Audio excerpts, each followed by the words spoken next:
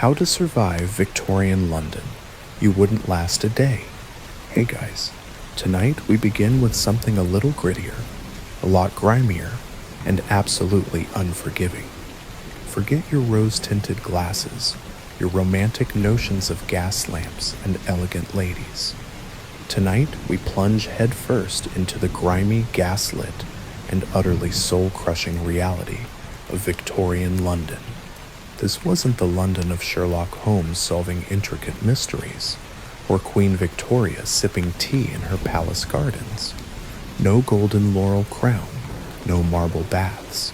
Tonight, you're not a lord or a lady, you're just you, dropped unprepared into a world of endless fog, pervasive filth, unceasing foul smells, and a kind of poverty that would make your Instagram feed spontaneously combust. This was a place where simply surviving the day was a small, grimy miracle, and every breath you took was an act of quiet defiance against a city actively trying to suffocate you. So before you get comfortable, maybe take a deep breath of your comparatively fresh, clean air. Then, take a moment to like the video and subscribe, but only if you genuinely enjoy what I do here. And as always, let me know in the comments where you're tuning in from and what time it is for you.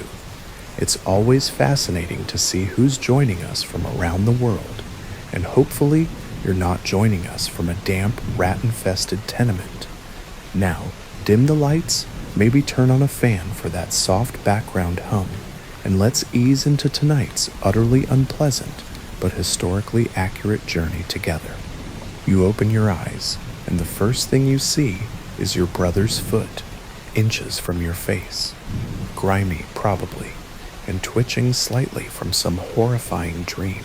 Welcome to your one and only room. This isn't a bedroom, it's not a living room, it's just the room, and it's everything.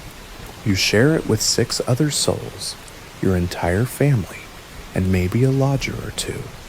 All of you crammed into a space barely larger than a modern walk-in closet. There's one bed, shared of course, with a mattress stuffed with straw and questionable lumps. The 2 chairs have such questionable structural integrity, they might collapse if you look at them too hard. And that rat, the one currently staring at you from the corner, he's been around so long, you're seriously considering charging him rent. You know his habits, his favorite pilfering spots, and the particular squeak he makes when he's feeling audacious. He's practically family. There's no wallpaper, just patches of wall where something used to be. The ceiling leaks when it rains, and even when it doesn't, it drips something you've wisely decided not to investigate. The fireplace is fake, bricked up, or simply non-functional, a grim reminder of warmth you won't experience. The air is perpetually damp, heavy with the scent of unwashed bodies, stale food, and the ever-present stench of the streets seeping through the cracks. The floorboards creak like they're trying to warn you of your own mortality, moaning under every step. You're perpetually wrapped in a thin, scratchy wool blanket that hasn't seen a proper wash since the Crimean War, and the pillow under your head is made of straw, possibly mixed with someone's long-forgotten sock. Sleep is less about rest and more about existing in a state of semi-conscious discomfort. And plumbing? Forget about it. That bucket in the corner? That's your multi-purpose sanitation station. Toilet, bath, and emergency water source.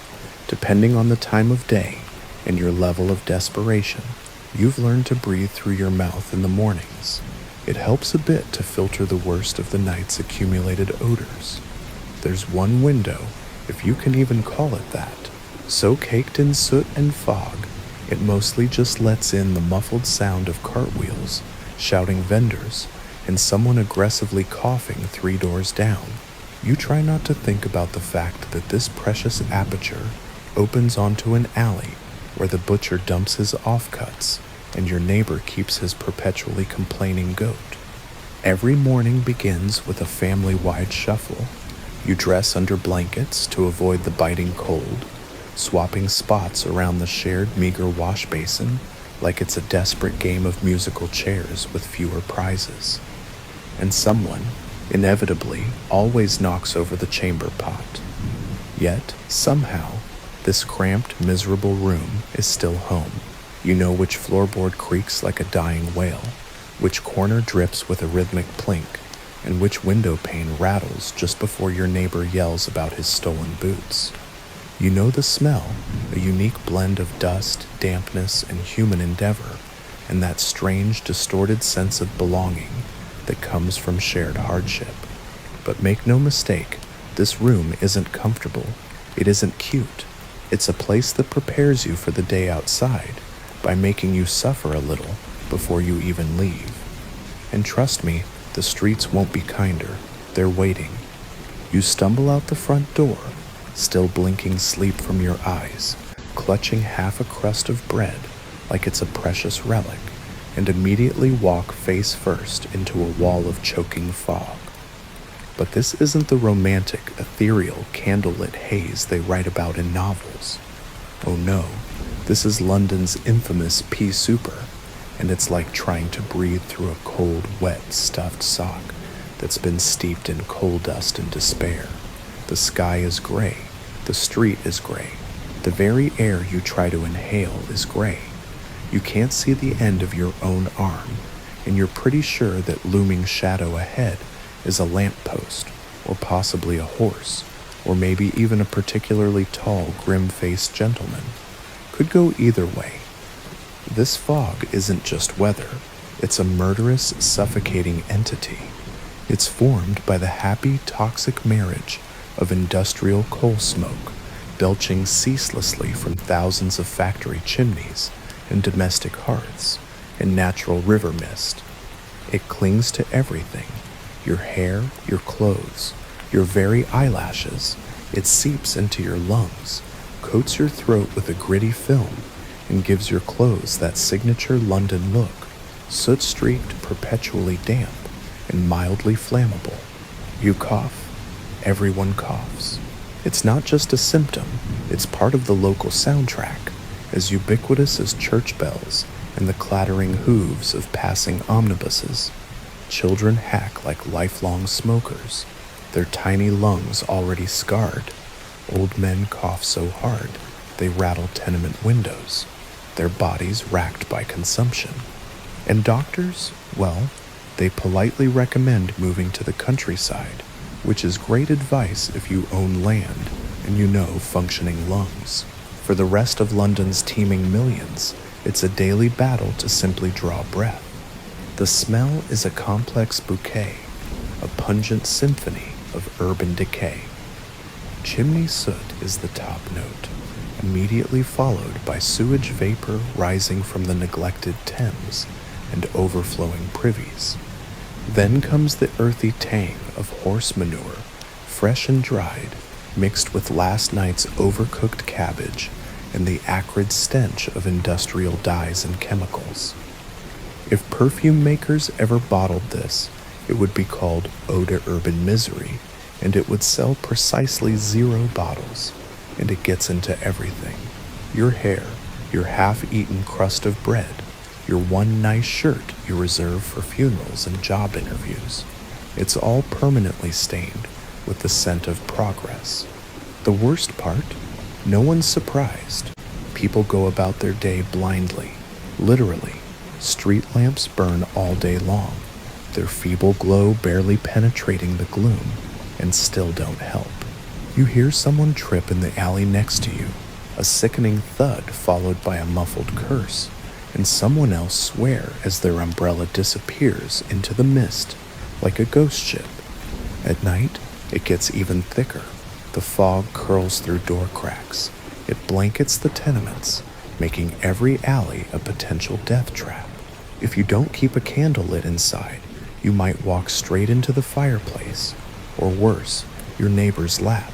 So yes, the air in Victorian London doesn't just choke you, it brands you, smokes you, and dares you to keep breathing. And you haven't even reached the street market yet. You've made it out of bed, out of your smoke-soaked hovel, and down into the day's gray beginnings. Now your stomach groans, a guttural, desperate sound that echoes the city's own rumbling. Time for breakfast? Except, breakfast in Victorian London is less of a meal and more of a ritual and lowered expectations. If you're part of the working class, and you almost certainly are, breakfast isn't eggs or toast or a hearty pile of bacon. That's for gentlemen with top hats and private coaches. Your breakfast is a crust of bread that could double as a roof tile, so hard and stale it threatens to chip a tooth. Maybe, just maybe, some porridge if the oats weren't eaten by the rats in the cupboard. And tea. Always tea.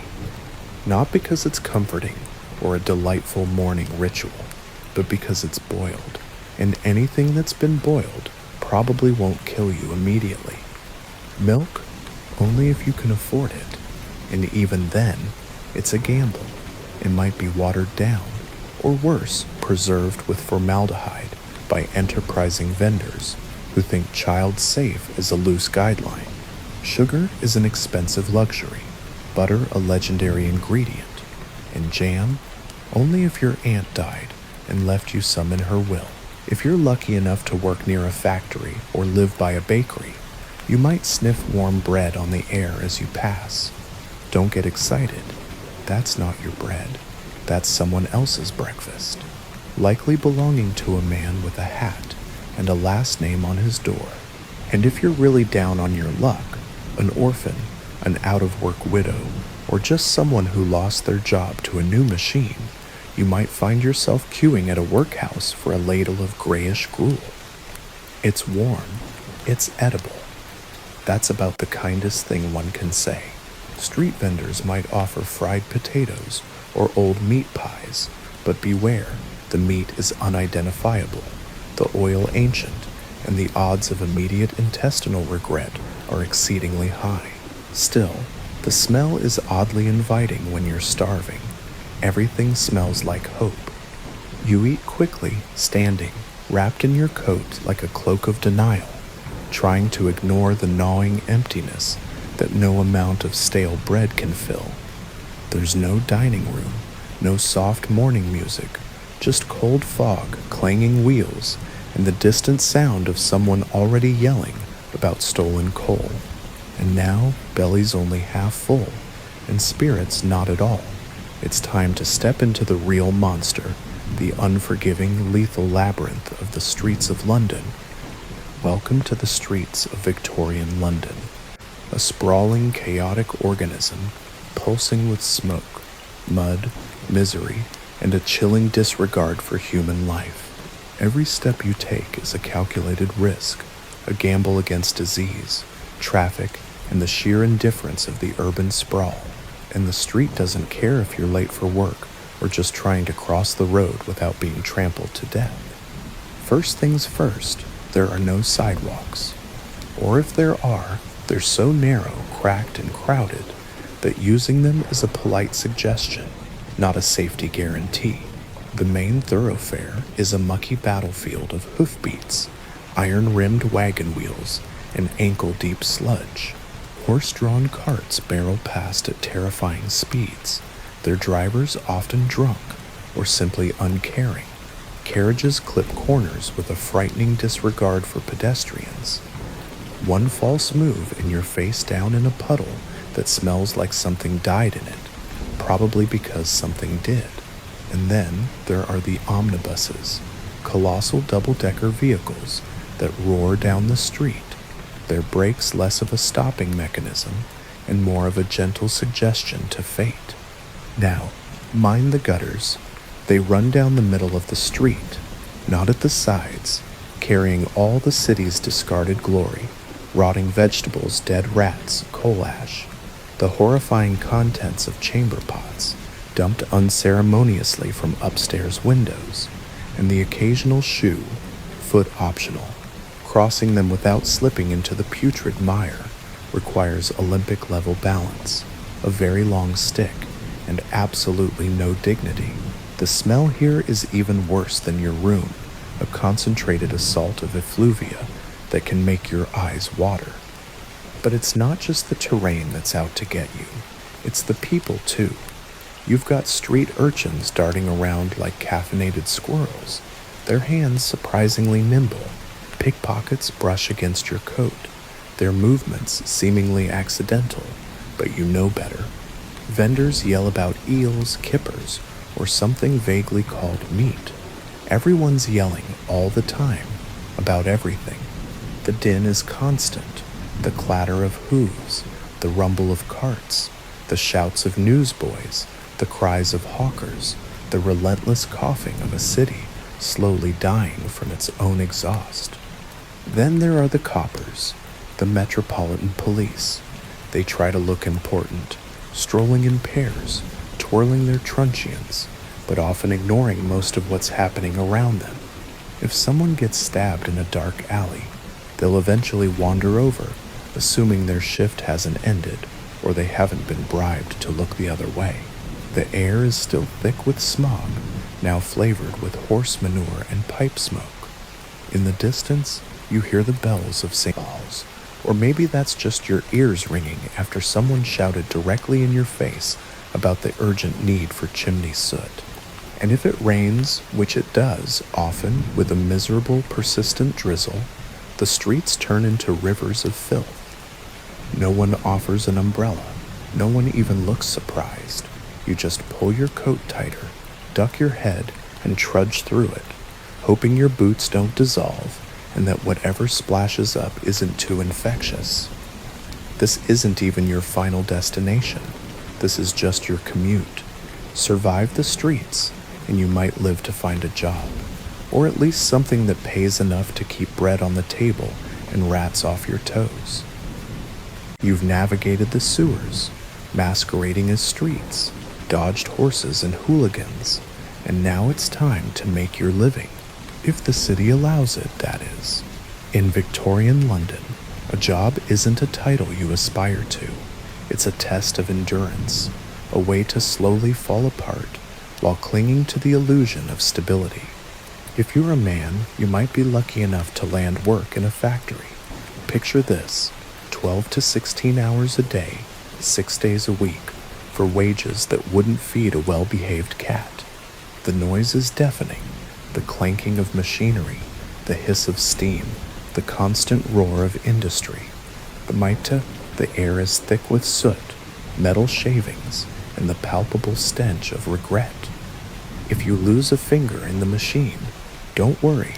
There are 20 children lined up behind you, eager and desperate, ready to take your spot.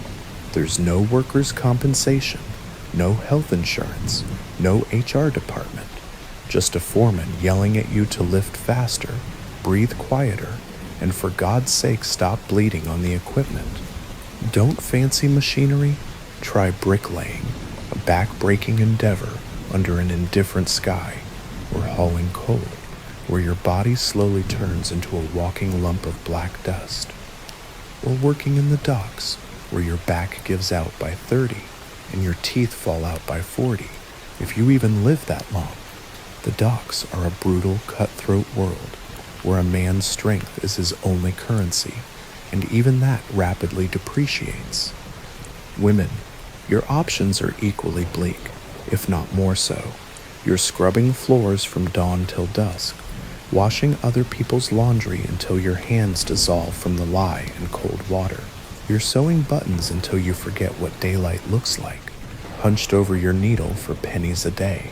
And when those options run out, there's always the street, a euphemism for a desperate existence, with no sick leave, no safety, and absolutely no sympathy. Perhaps you're a chimney sweep, small enough to crawl through narrow flues, scraping out soot while praying you don't get stuck. If you scream, they'll poke you with a stick. If you stop moving, they'll assume the worst and keep going, because time is money and your life is not. Or a mudlark digging through the toxic sludge-filled banks of the Thames at low tide, looking for scraps of rope, nails, or bones to sell. The smell is free, and the dysentery is also included. You emerge soaked, freezing, and likely infected with something Victorian science hasn't even named yet. Or perhaps you've landed in a workhouse, that magical institution where the destitute are helped by being worked to the bone in exchange for food so bland it feels like a punishment. You're not here to thrive. You're here to not die too loudly. Jobs come and go, illness doesn't, and injury means starvation. Heaven forbid you complain. There's always someone more desperate behind you, willing to work for even less. Competition is fierce, and compassion is a luxury few can afford.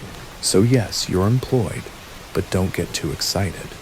In Victorian London, a job doesn't pull you out of poverty.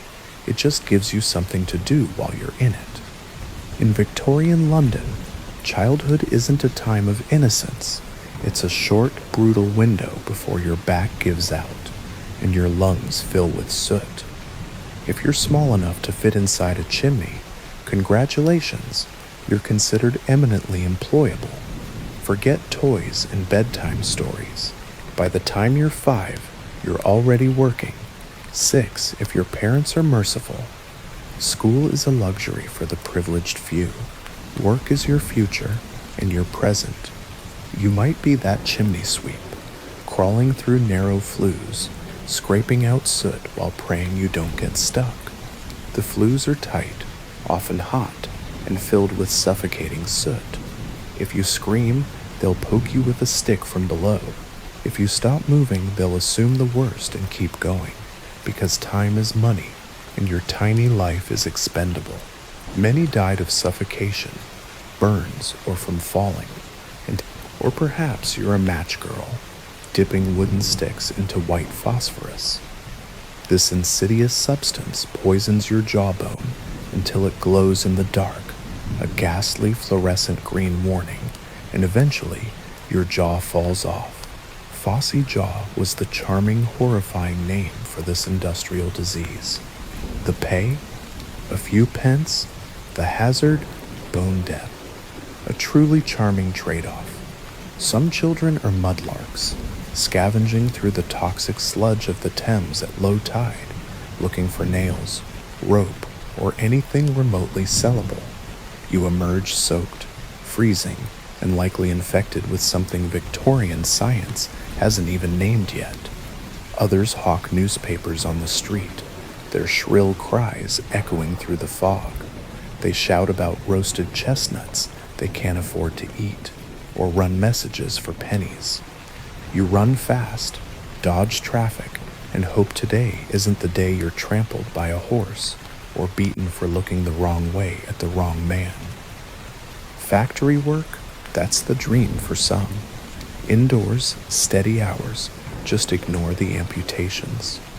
Children clean under whirring machines, often while they're still running. You learn fast or you lose a hand. No safety gear, no days off, no sympathy, just sweat, noise, and an ever-present adult barking orders. And if you're an orphan, the world doesn't owe you anything. Workhouses, the street, or worse. Some are sold into service, essentially slavery. Others simply vanish, absorbed into the fog, a footnote in someone else's grim story. In the eyes of Victorian industry, children are cheap, obedient, and utterly disposable. Childhood isn't stolen, it's simply never offered. And yet somehow they survive. They play with scraps, sing songs in alleys, and find moments of joy between shifts, between coughs, between beatings. Because they have to. Because in London, even children are expected to carry the weight of empire on their tiny soot-covered shoulders. They develop a resilience that borders on the miraculous, finding camaraderie in shared misery. A discarded rag doll, a game of hopscotch chalked on a grimy wall, a whispered secret. These small moments are their rebellion, their proof that their spirits are not entirely extinguished. If you thought surviving Victorian London was hard as a man, try doing it as a woman. You work all the time, and no, you don't get applause or medals. You get calluses, exhaustion, and a society that expects you to smile while your spine slowly collapses from endless toil. If you're unmarried, you might be a domestic servant. That means scrubbing floors from dawn till dusk, often on your hands and knees, hauling heavy buckets of coal up flights of stairs, blacking the hearth until your fingers are permanently stained, ironing until your arms ache and your back screams, and never ever sitting down unless someone tells you to. You eat last after the family you serve. You sleep in the attic, often in a cramped, unheated garret. And if the master gets handsy, well, you should feel grateful, apparently, for the privilege of employment. Your reputation, your livelihood, your entire future rests on the fragile whims of your employer. Married? That's not better. It's double duty. You clean your own home, likely a single filthy room, raise children, usually several, in impossible conditions.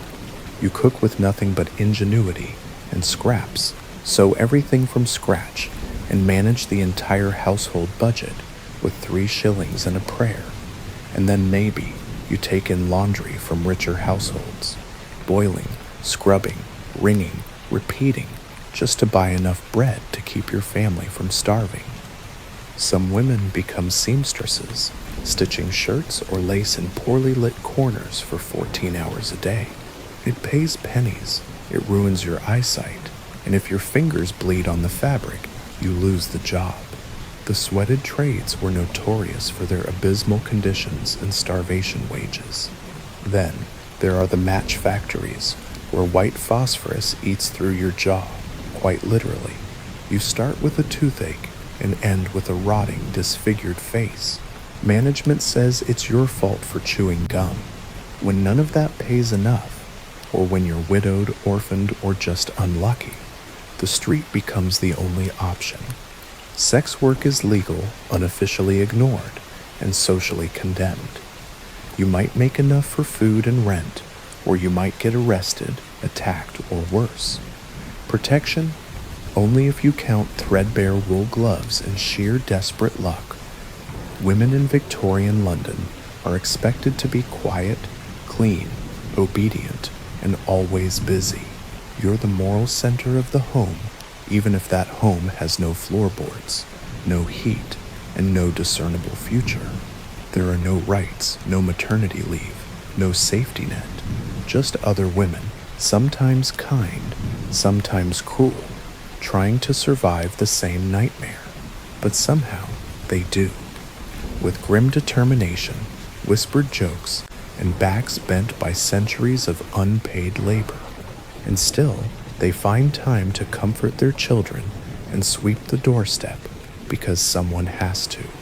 Their resilience is often overlooked, but was truly the bedrock of working-class survival. You might have dodged the horses, survived the soot, and even landed a job, but in Victorian London, you can't dodge disease. It's everywhere, lurking in the water, the walls, the air, and quite possibly in that meat pie you ate for lunch. Illness doesn't knock politely. It sits beside you on the tram, sleeps beside you in your tenement, and sneaks into your lungs while you wait in line for bread. Let's start with the basics.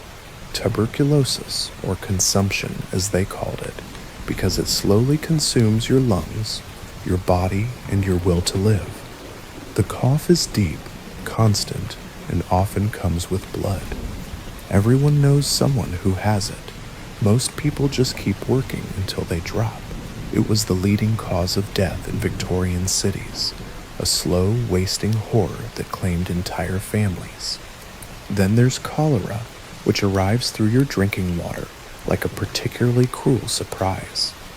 One minute you feel fine, the next you're vomiting violently, dehydrated, and desperately trying not to soil yourself in public. It spreads terrifyingly fast. Whole streets go silent, their inhabitants decimated within days. The local pump is chained up, too late. By then, the damage is done. Typhoid, scarlet fever, diphtheria, these are regular, unwelcome visitors. Each has its own horrifying personality, but they all share one thing in common: they hit the poor the hardest. If you can't afford a doctor, and you can't, you're left with herbal remedies, homemade poultices, or the magical healing properties of desperate hope. Of course, there's always laudanum, a beloved mixture of alcohol and opium, sold freely over the counter at any chemist. Got a fever? Take laudanum. Cramps? Laudanum. Grieving the death of your 8th child? Double dose. It won't cure you, but you'll certainly stop caring. You'll still die, but you'll die very relaxed. And what about the doctors? Well, they mean well, sometimes. But medicine is still guessing, often with Latin. Leeches are still in fashion. Surgery is done without gloves. Antiseptics are a mere twinkle in Joseph Lister's eye. Your odds with a street barber aren't much worse. Hospitals? They're overcrowded, poorly ventilated, and smell like old bandages, fear, and lost hope. The instruments aren't sterilized. Surgeons wipe their hands on blood-stained aprons between patients. Germ theory exists, but many still think disease is caused by bad air, miasma, and moral failure. If you survive the initial treatment, infection may well finish the job. A splinter can become a death sentence. A toothache? That's 2 days from sepsis. And childbirth? Well, women go in with pain and come out with a baby, or a gravestone, sometimes both. Medical textbooks are filled with confidence and wrong guesses. You might be prescribed bleeding, mustard plasters, or a mild electrocution to stimulate the humors. They balance the body by draining it, mostly of blood, money, and hope. There are a few progressive doctors with new radical ideas: cleanliness, hand washing, maybe even antiseptics, but they're usually mocked by their peers. After all, how dare anyone imply that a gentleman doctor's hands carry germs? So what do most people do when sick? They wait. They sip herbal tea. They light a candle, pray, and lie very still. Because every treatment carries a risk, and recovery often feels more accidental than intentional. You don't go to the doctor to get better. You go because you've run out of other options. And sometimes, just sometimes, you come back out alive. You're sweating through your soot-stained shirt. Your lips are dry, and your throat feels like it's been sandpapered by coal dust. Time for a drink, right? Sure, but in Victorian London, water isn't your friend. It's a loaded pistol with a porcelain handle. Let's start with the Thames, the lifeblood of the city. It's also the city's primary toilet, its industrial dump, its animal graveyard, and just for good measure, its main drinking water source. Imagine a thick brown stew of rotting vegetables, chemical runoff from hundreds of factories, dead dogs, human waste, and expired fish, all flowing sluggishly right past Westminster. Now pour a cup and say cheers. Don't worry, the water company says it's filtered. That means it's passed through a mesh of gravel, wishful thinking, and possibly someone's old boot. If you live in a working-class neighborhood, your tap might come from a public pump down the street, which you share with 200 neighbors and 3 nearby factories. The water from these pumps is often drawn from shallow wells, contaminated by overflowing cesspools and leaky sewers. And the worst part? You might not even know it's deadly until it's too late. Cholera loves bad water, and so does typhoid. They swim freely through the pipes like microscopic sharks, invisible but lethal. Whole families are taken out within days. A shared bucket, a misused chamber pot, a splash from the wrong pump, and your headline material for the next mortality report. Bathing? Now that's adorable. Most people don't have bathtubs. If you're middle class, you might share one with the family once a week, and it's a ceremonial affair. If you're poor, it's a tin tub in the kitchen, once a month if that, and that same precious water might double as laundry rinse, dishwater, or a place to soak your aching feet. Hygiene is less a routine and more a creative act of desperation. The government does eventually start installing sewers, largely thanks to the Great Stink of 1858. The smell from the Thames was so horrific that Parliament actually fled the building. It took sheer, unbearable stench to make change. Until then, you boil your water when you can, or more likely, you drink beer. Beer was the safe Victorian beverage for children and adults alike, weak, warm, and slightly fizzy with salvation. It was often safer than water because the brewing process involved boiling. So yes, in Victorian London, you can literally die from a glass of water. The trick isn't just avoiding thirst, it's avoiding where the thirst takes you. You've tried honest work. It's long, filthy, and barely pays enough to buy yesterday's bread. The water might kill you. The factory definitely will, and the rent collector doesn't take IOUs. So what's left? Crime. And in Victorian London, it's not just an act of desperation. For many, it's a viable, if dangerous, career path. Start small. Maybe you're a pickpocket, or a dipper as the slang goes.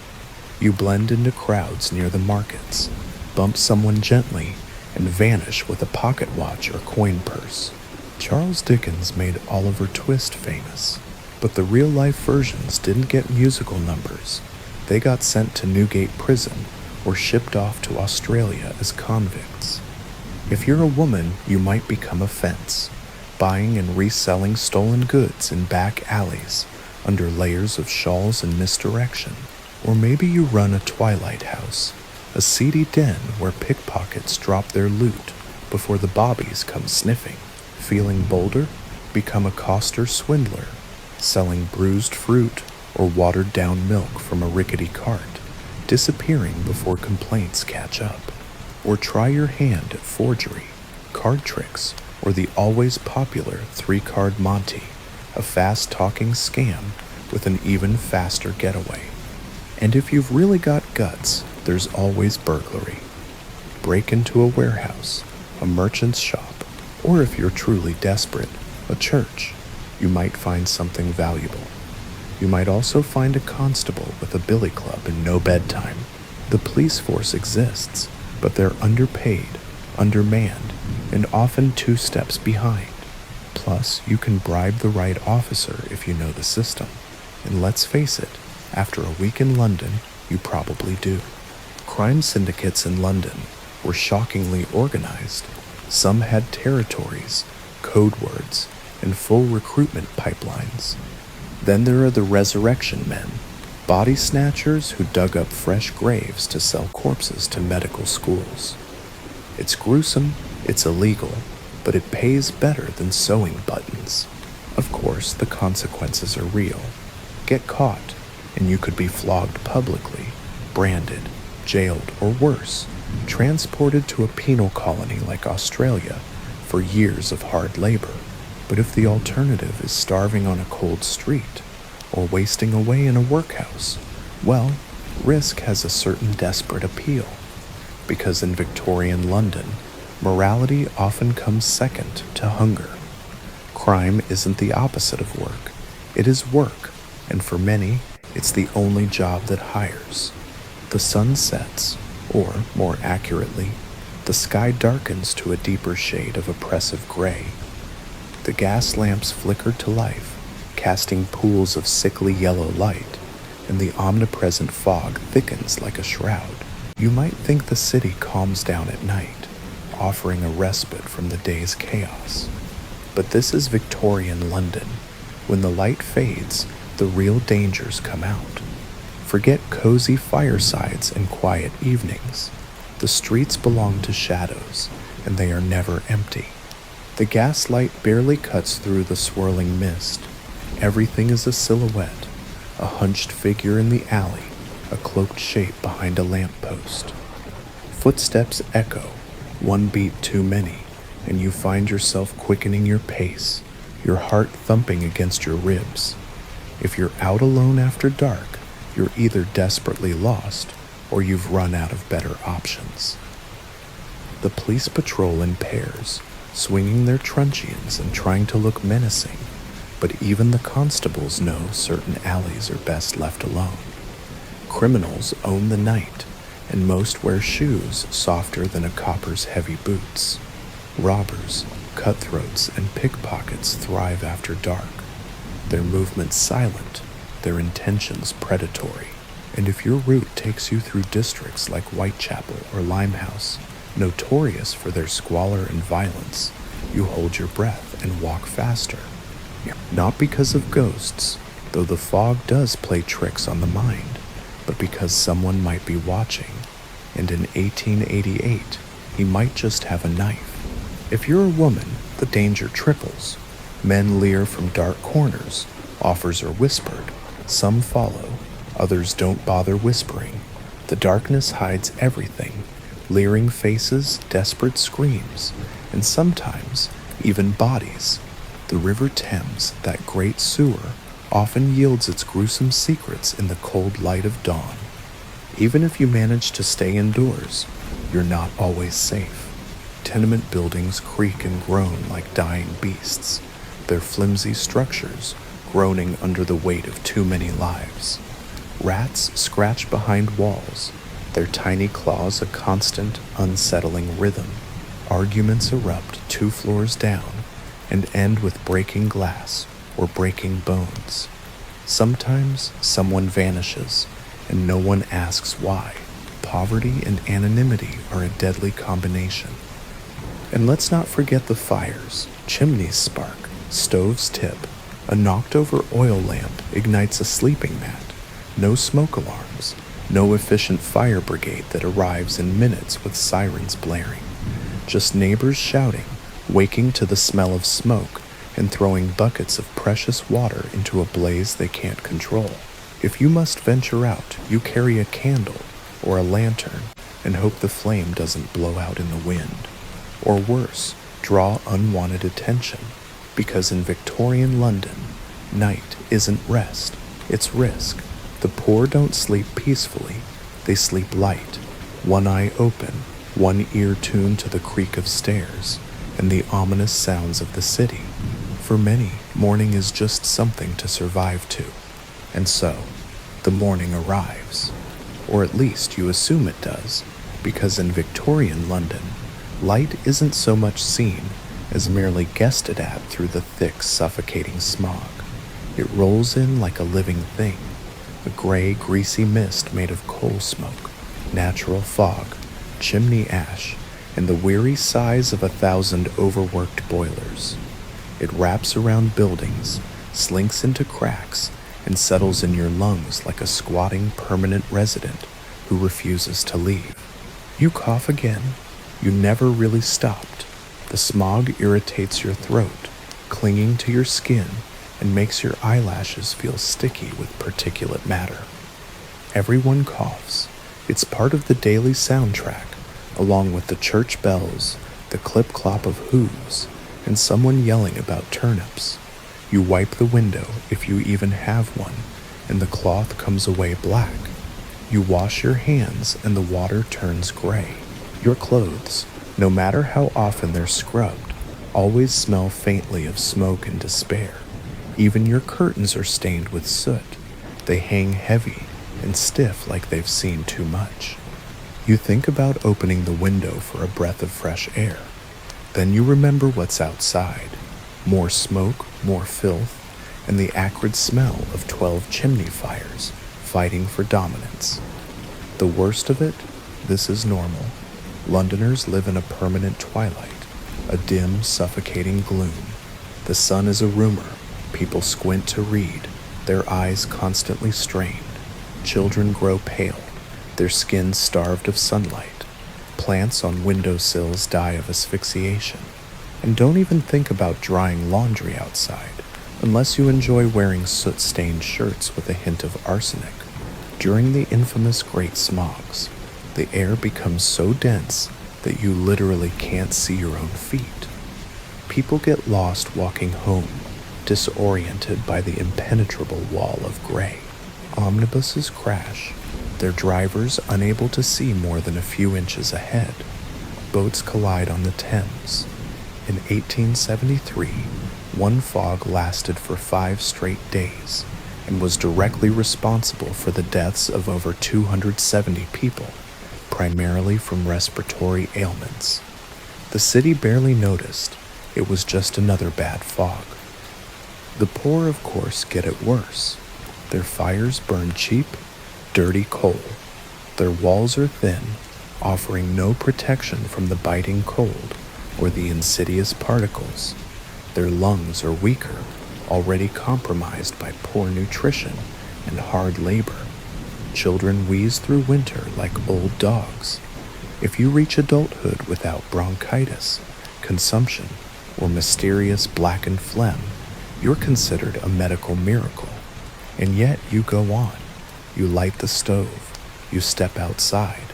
You pretend not to taste the air, because in Victorian London, the smog never ends. It just waits for you. You'd be forgiven for thinking Victorian London was all soot, sickness, and screaming, and mostly you'd be right. But even in the dirtiest corners, under the weight of grinding poverty and suffocating fog, something stubbornly human still flickers, because kindness, oddly enough, survives here too, though you often have to squint to see it. You might spot it in the shared loaf of bread, passed quietly between neighbors when one family runs out before payday, or in the woman who gives her last halfpenny to a barefoot child with bloodied feet, knowing she'll go without. There's no reward, no expectation of gratitude, just a silent nod and maybe a rare, precious smile. Even in the darkest places, the cramped tenements, the dangerous alleys, the soulless workhouses, people look out for each other. Not always, not perfectly, but often enough to prove that the city hasn't broken them completely. A mother shares her hot brick on a freezing night, passing it from child to child to offer a fleeting moment of warmth. A veteran chimney sweep helps a new, terrified boy not get stuck on his first climb, offering a quiet word of encouragement and a steadying hand. A dying man, knowing his time is short, gives his worn boots to someone who still has the strength to work, to someone who might just make it. These aren't grand gestures. They're small, quiet acts of humanity, born of shared suffering and a profound understanding of what it means to struggle. But they matter. They are the tiny flickering embers of hope in an otherwise brutal existence, proof that even when everything else is stripped away, the capacity for compassion can endure. It's the whispered jokes shared between shifts, the shared complaints that turn into knowing glances, the small acts of solidarity that prevent total despair. Because in Victorian London, kindness isn't a virtue, it's a lifeline. So, would you last a day in Victorian London? Probably not. You'd drown in the fog, cough up a lung from the soot, get run over by a rogue omnibus, or succumb to a disease from a glass of water. Your feet would ache, your stomach would rumble, and your spirit would be tested to its very limits. It's a city that demanded everything and gave precious little in return. But if by some miracle you did last, you would learn a resilience you never knew you possessed. You would learn to find beauty in the mundane, humor in the grim, and unexpected kindness in the darkest corners. You would understand, intimately, the true cost of progress and the sheer, unyielding will of the human spirit to survive no matter the odds. It's a stark reminder that our comfortable lives with clean water, heated homes, and readily available medicine are not a given. They are the culmination of centuries of struggle, of people enduring conditions that would break most of us today. Thank you for joining me on this rather uncomfortable journey. Don't forget to like, share, and subscribe if you found this illuminating, and let me know in the comments what surprised you most about Victorian London, and what historical period should we dive into next? Until then, stay safe, stay healthy, and appreciate your modern conveniences. The cavernous, hallowed grandeur of Westminster Abbey. On this particular, extraordinary autumn morning in 1396, is a living, breathing entity. Forget the hushed reverence of a modern tourist visit. The solemn, silent monument it stands as today, its ancient stones worn smooth by the ceaseless passage of centuries and countless feet. Instead, conjure it alive, throbbing with the vibrant, tumultuous, and often brutal spirit of the late 14th century. The very air within its monumental, soaring stone walls, typically cool and still, is thick, almost palpable, with a complex, dizzying tapestry of interwoven scents, the sharp, metallic tang of cold, damp stone, the heady, earthy perfume of freshly cut rushes meticulously strewn across the flagstone floor, the cloying, almost suffocating sweetness of thousands upon thousands of flickering beeswax candles, their collective glow battling the dim, gray light filtering through stained glass windows, and subtly, almost imperceptibly, the nervous anticipation of 1,000 onlookers, a collective breath held in the vast, echoing naive, a tangible energy that precedes a momentous, destiny-altering event.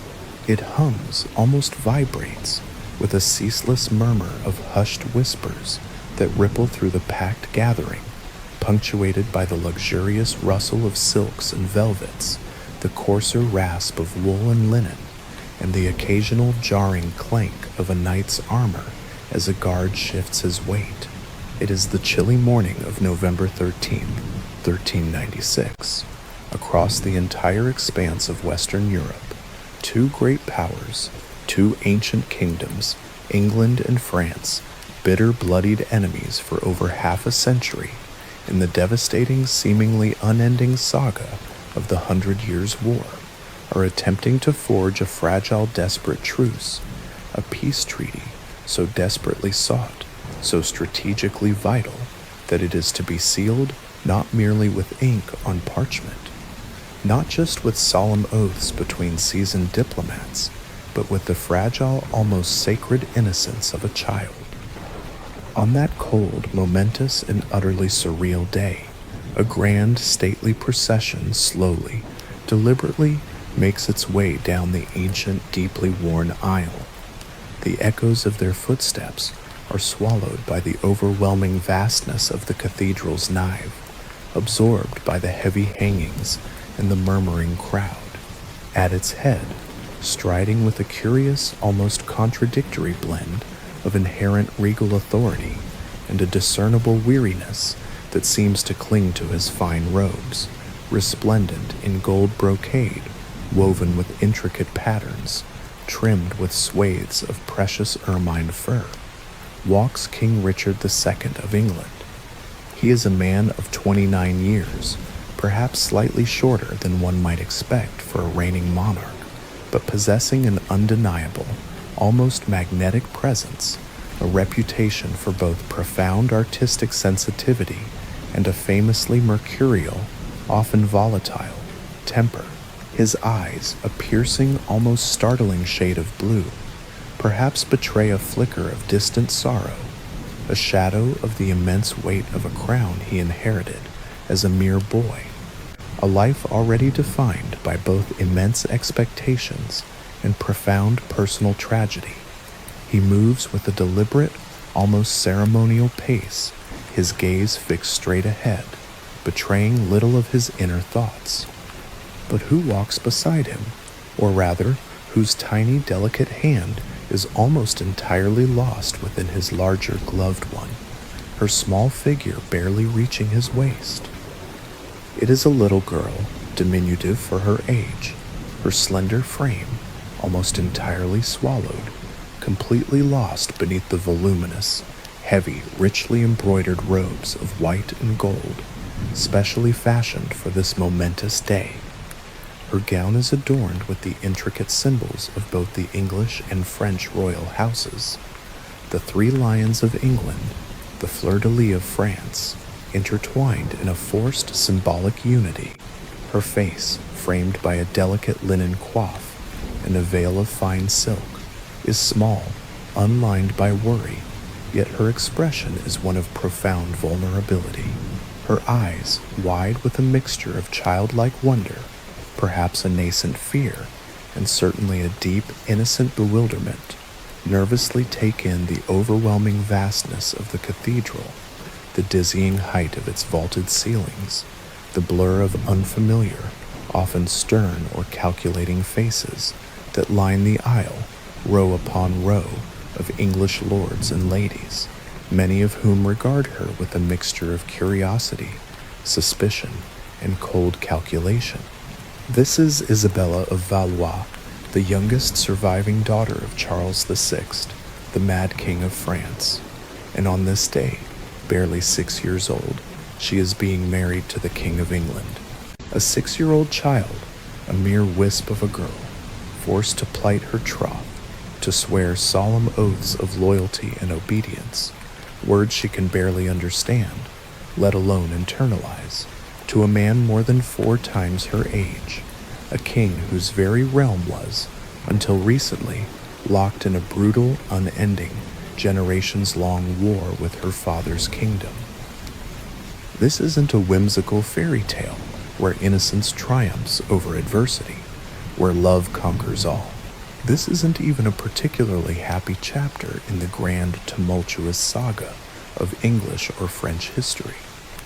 No, this is a chilling, unvarnished glimpse into the forgotten, often brutal, and profoundly unsettling realities of medieval royal marriages, where children were not individuals with rights, desires, or personal agency, but were rather mere pawns in a colossal, dangerous, and often deadly game of political chess.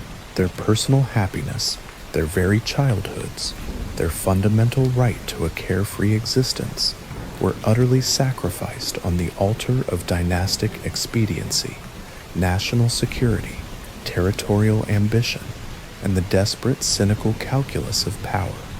It is the poignant, often tragic story of a truly forgotten queen, a child bride, whose fleeting, tumultuous time on the English throne was marked by an unexpected, tender bond, but ultimately consumed by devastating political upheaval and profound personal loss.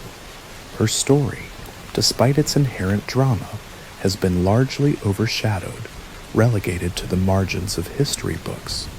Before we delve into the extraordinary and at times heartbreaking life of Isabella of Valois, this young queen, whose name often echoes only faintly in the grand halls of history, whose portrait is rarely found in the popular imagination, I want to invite you, my audience, to fully join this immersive journey through time.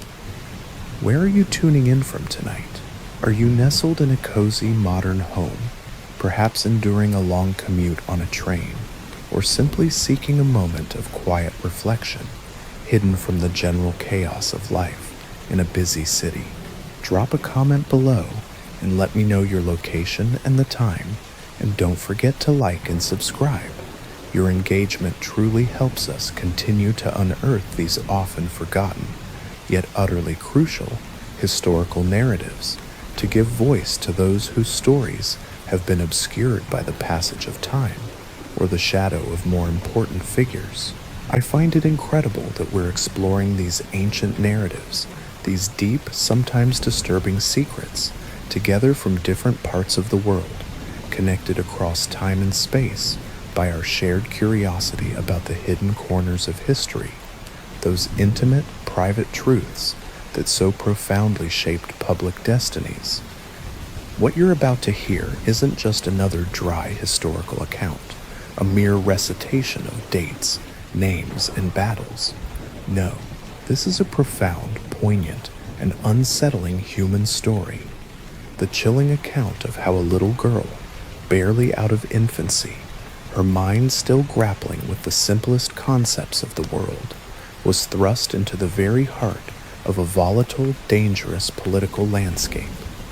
She was a child burdened with the impossible weight of securing the fate of two warring nations, a tiny figure on a grand stage whose innocent life became irrevocably entangled with the dramatic, almost Shakespearean, downfall of a king. This is the mystery of the forgotten queen, Isabella of Valois, a life defined by the cold calculus of power, the fleeting warmth of unexpected affection, the brutal loss of innocence, and ultimately by the crushing, relentless weight of circumstance.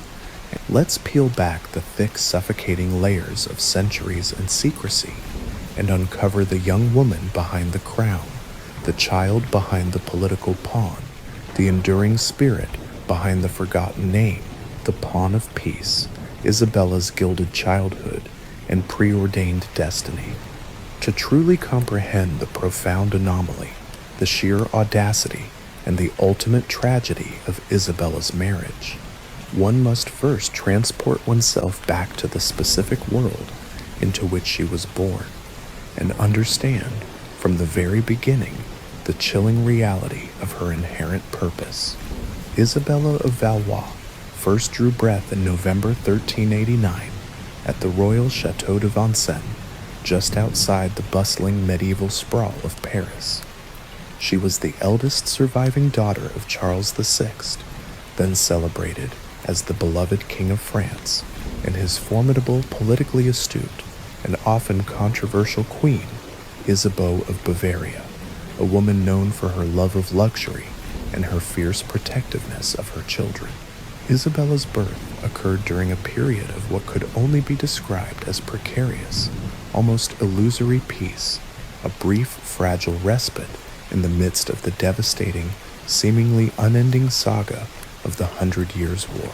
This relentless, brutal conflict had, by this point, raged for over half a century, tearing apart the social fabric of both France and England, leaving behind a horrific trail of death, economic destruction, and deeply entrenched animosity that permeated every level of society, from the highest noble to the lowliest peasant.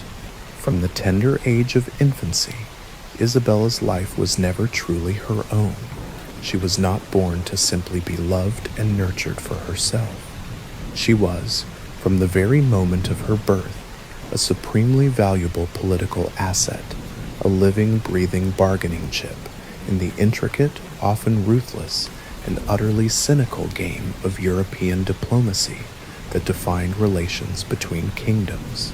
Her nurseries at the sprawling, magnificent French royal palaces, whether it was the ancient, formidable Louvre in Paris, or the more comfortable, almost idyllic Chateau de Vincennes, would have been opulent beyond measure. They would have been filled with the softest silks for swaddling, exquisitely carved wooden toys, meticulously crafted by master artisans, and a constant doting, yet professional attention from an army of wet nurses, governesses, and ladies-in-waiting, all charged with safeguarding her health and preparing her for her inevitable role. She would have been dressed in miniature versions of courtly finery, her days filled with early lessons in piety, basic literacy, focused on devotional texts, and perhaps courtly French, and the strict, almost suffocating etiquette demanded of a princess of France. Yet, beneath this gilded, seemingly idyllic facade, lay the chilling, unassailable reality. Her entire future, her very identity, her every breath would be dictated not by personal affection, nascent desires, or individual choice, but by the cold, calculating strategic needs of the French crown. She was implicitly, if not explicitly, taught from her earliest years that her singular purpose in life was to serve the glory, the stability, and the territorial ambitions of France, and that this sacred duty might, at any moment, lead her anywhere, to anyone, across any border, into any circumstance. While Isabella was barely out of toddlerhood, still learning to form coherent sentences, still playing innocently with her porcelain dolls and wooden soldiers. The hushed, complex negotiations for her marriage had already quietly begun across the Channel. Richard II of England, a king desperately seeking to end the draining, seemingly endless 100 Years' War, and perhaps even more pressingly, to stabilize his own increasingly tumultuous and challenged reign, saw a dynastic alliance with France as the ultimate indispensable solution. Richard's personal life had recently been touched by profound tragedy. He had lost his deeply beloved first wife, Anne of Bohemia, to the terrifying, indiscriminately sweeping plague in June 1394. This had been a devastating blow that had plunged the king into a deep, prolonged, and almost incapacitating grief. Anne had been a popular queen, a source of stability and affection for Richard, and her death left a profound void, not just in his heart, but in the political landscape, as she had borne him no children. Yet the unrelenting practicalities of royal succession and the dire need for national peace demanded that he remarry swiftly to secure the future of his realm, to provide an heir, and to prevent renewed costly conflict. The very idea of marrying a child, particularly one as young as 6-year-old Isabella, seems profoundly shocking and morally questionable by modern standards. Indeed, even by some contemporary chroniclers who noted the extreme youth. But in the ruthless calculus of medieval European royalty, such unions, though rare for a reigning monarch of Richard's standing, were not entirely unheard of for high nobility. A young bride, barely out of the cradle, offered the tantalizing long-term promise of many years of potential fertility, ensuring a robust lineage for generations to come, a critical factor given the high rates of infant mortality and adult disease. And crucially, her extreme youth offered a prolonged period of immediate political stability, as she would not be old enough to exert any immediate political influence, to bring in an established faction, or to challenge the existing power structures. She could be molded, taught, and integrated into the English court without presenting an immediate threat to the established order. Moreover, the youth of the bride, particularly one from a powerful, recently warring family, minimized the immediate perceived threat of a new foreign queen wielding significant political power, or bringing in a strong, potentially destabilizing, established faction of her own. She was, in essence, a blank slate, an easily moldable asset in the delicate dance of international diplomacy. For Charles VI, the Mad King of France, marrying his cherished daughter to the King of England was an extraordinary gamble, a desperate, almost reckless attempt to secure a much-needed, long-term peace at a time when his own fragile mental health was beginning its tragic and terrifying decline. His episodes of delusion, paranoia, and terrifying violence were becoming more frequent and severe, plunging the French court into increasing disarray and making consistent governance almost impossible.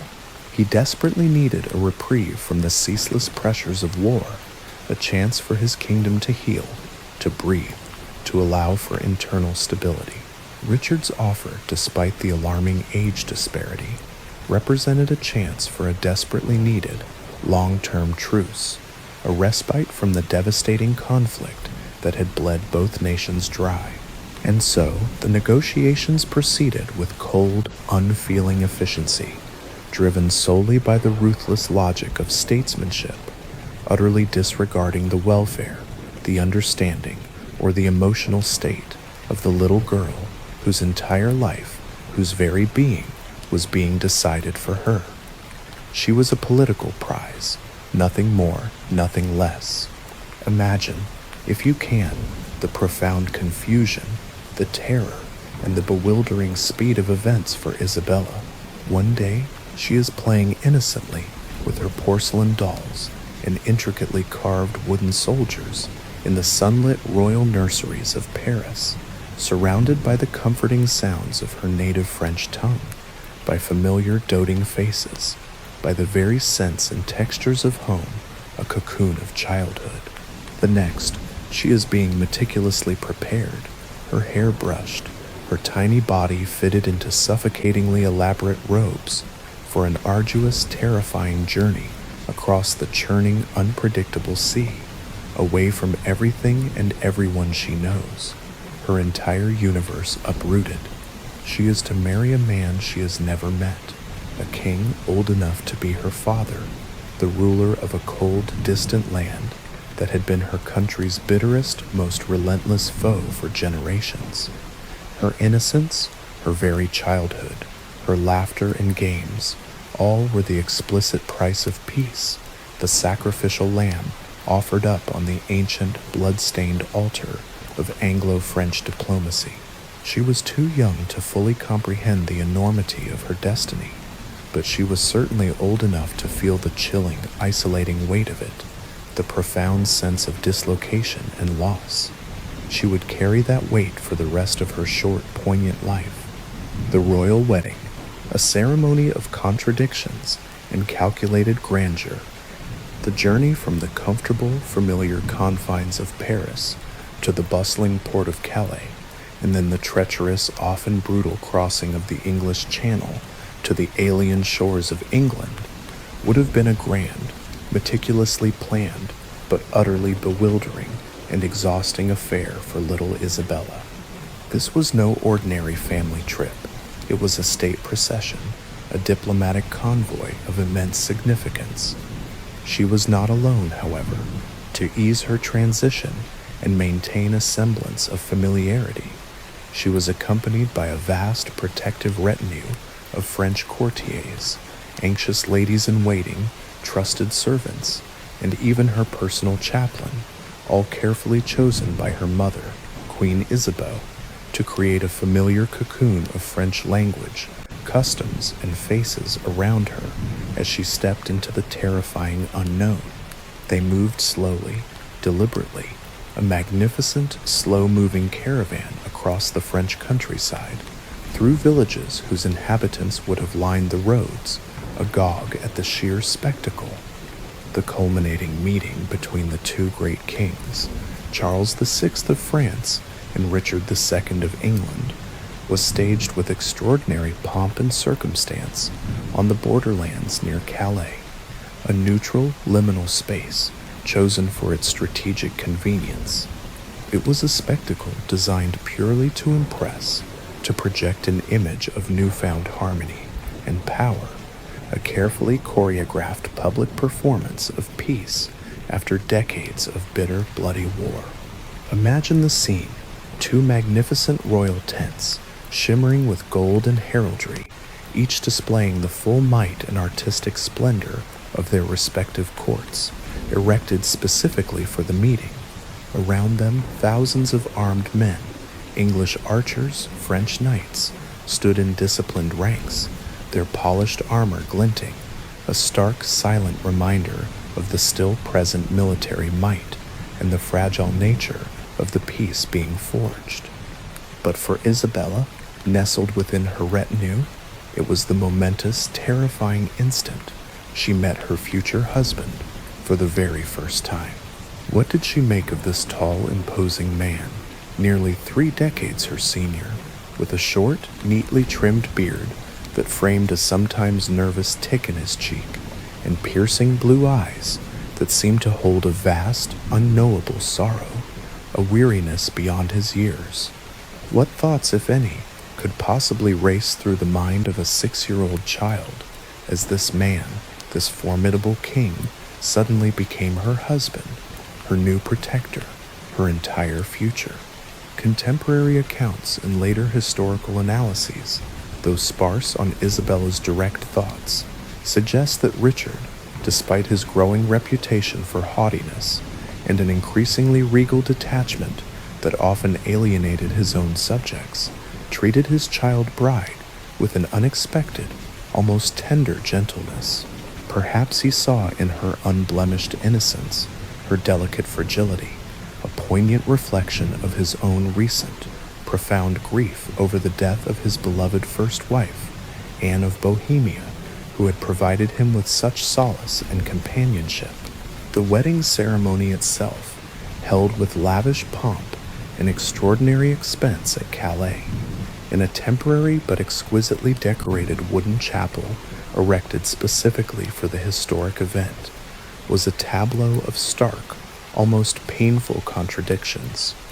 Imagine the sensory overload for the little girl, the rich, heavy tapestries woven with scenes of mythical heroes and pious saints swaying gently in the unseen drafts from the hastily constructed walls, the hundreds of flickering candles, each a small flame of hope, casting dancing shadows across the vaulted wooden ceiling, the solemn, unintelligible Latin incantations intoned by a phalanx of bishops and cardinals, their voices echoing in the temporary structure, the luxurious rustle of ceremonial robes, the clang of a censer swinging, releasing clouds of sweet-smelling frankincense. And at the very heart of it all, a 6-year-old girl, dwarfed by her surroundings, by the weight of her destiny, robed in the heaviest and richest of silks, her tiny hand almost swallowed by the larger gloved hand of a grown man, an absolute monarch in full, glittering royal regalia. She was far too young to comprehend the complex political machinations, the grand terms of the peace treaty, the 28 years' truce of Paris as it was known, the fragile truce that was so precariously dependent on her innocent person. She was marrying for a truce, for an end to bloodshed, for a kingdom, for a dynastic legacy, certainly not for love, nor even for companionship in any conventional sense. She was a living, breathing symbol, an emblem of a profound political aspiration, a literal bond between former enemies. Following the ceremony, a formal, yet even more bewildering journey awaited Isabella as she was escorted across the channel, that often treacherous stretch of water, to the alien shores of England. Her ship would have been a sturdy, if uncomfortable cog, rocking gently on the waves, watched over by a fleet of escort vessels. Her formal entry into London in January 1397, less than 2 months after her marriage, would have been a dazzling, overwhelming spectacle designed to impress and to legitimize. Streets adorned with vibrant banners and freshly cut flowers, the triumphant blare of trumpets echoing between the timbered houses and stone walls, vast cheering crowds lining the processional route, eager to glimpse their new diminutive queen. But beneath all the pageantry, the deafening noise, and the dazzling display, Isabella was still fundamentally a child, adapting with remarkable resilience but undoubtedly profound internal struggle to a new country, a new household, and a new bewildering royal role. She was formally crowned Queen of England at Westminster Abbey shortly thereafter. The magnificent jeweled weight of St. Edward's crown, normally borne by a formidable adult, a seasoned monarch, must have felt impossibly heavy on her small, delicate head, a literal burden on her innocent brow. This coronation, though a political necessity to legitimize her status and secure the peace, profoundly underscored the profound anomaly of her situation, a child queen, ruling absolutely nothing, yet bearing the immense symbolic burden of a nation's desperate hopes for peace and a secure, unquestioned succession. Richard II, despite the lingering, profound sorrow from the loss of Anne of Bohemia, a grief that some chroniclers suggested he never fully recovered from, contributing to his later erratic behavior, seemed to genuinely warm to his child bride.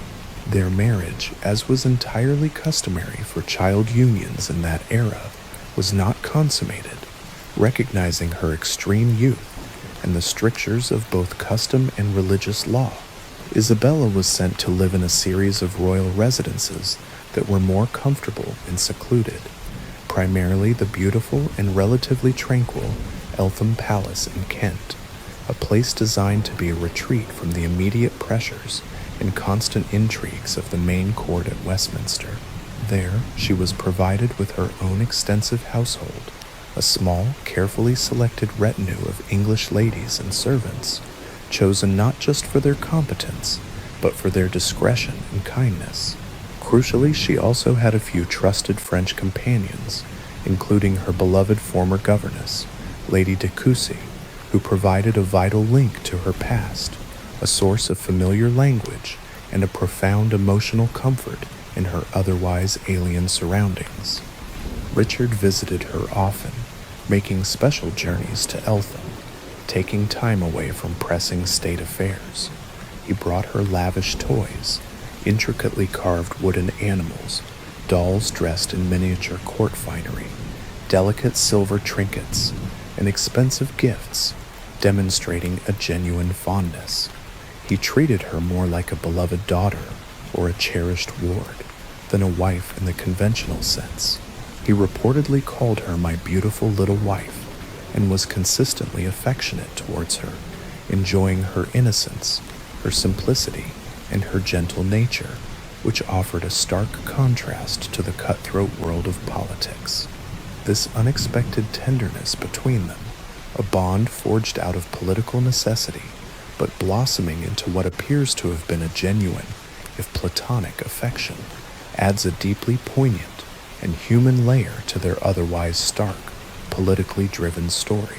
Richard, a sensitive man who had known immense personal sorrow, brutal political strife, and the constant, treacherous demands of his crown, perhaps found in Isabella's untarnished, innocent presence a fleeting, untainted escape from the harsh, cynical realities of his adult world.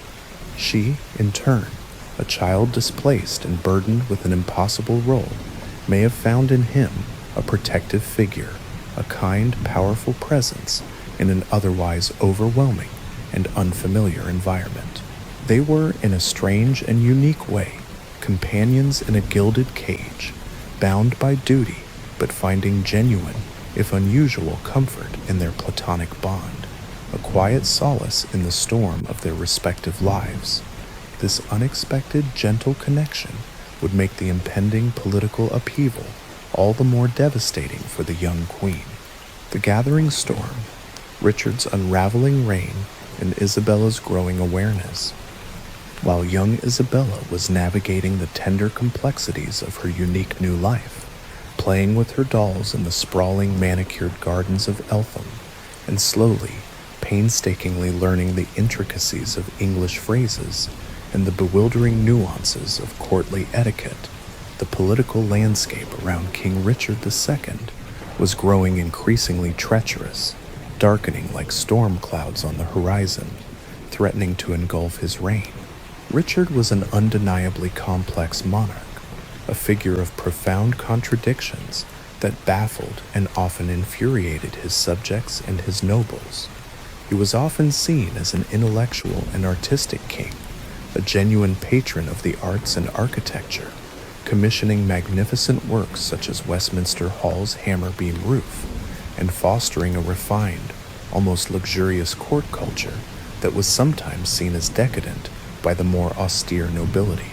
He harbored a deep, almost philosophical preference for peace over the brutal, costly, and endlessly draining pursuit of war, a stark contrast to his famously warlike Plantagenet ancestors who had thrived on conflict.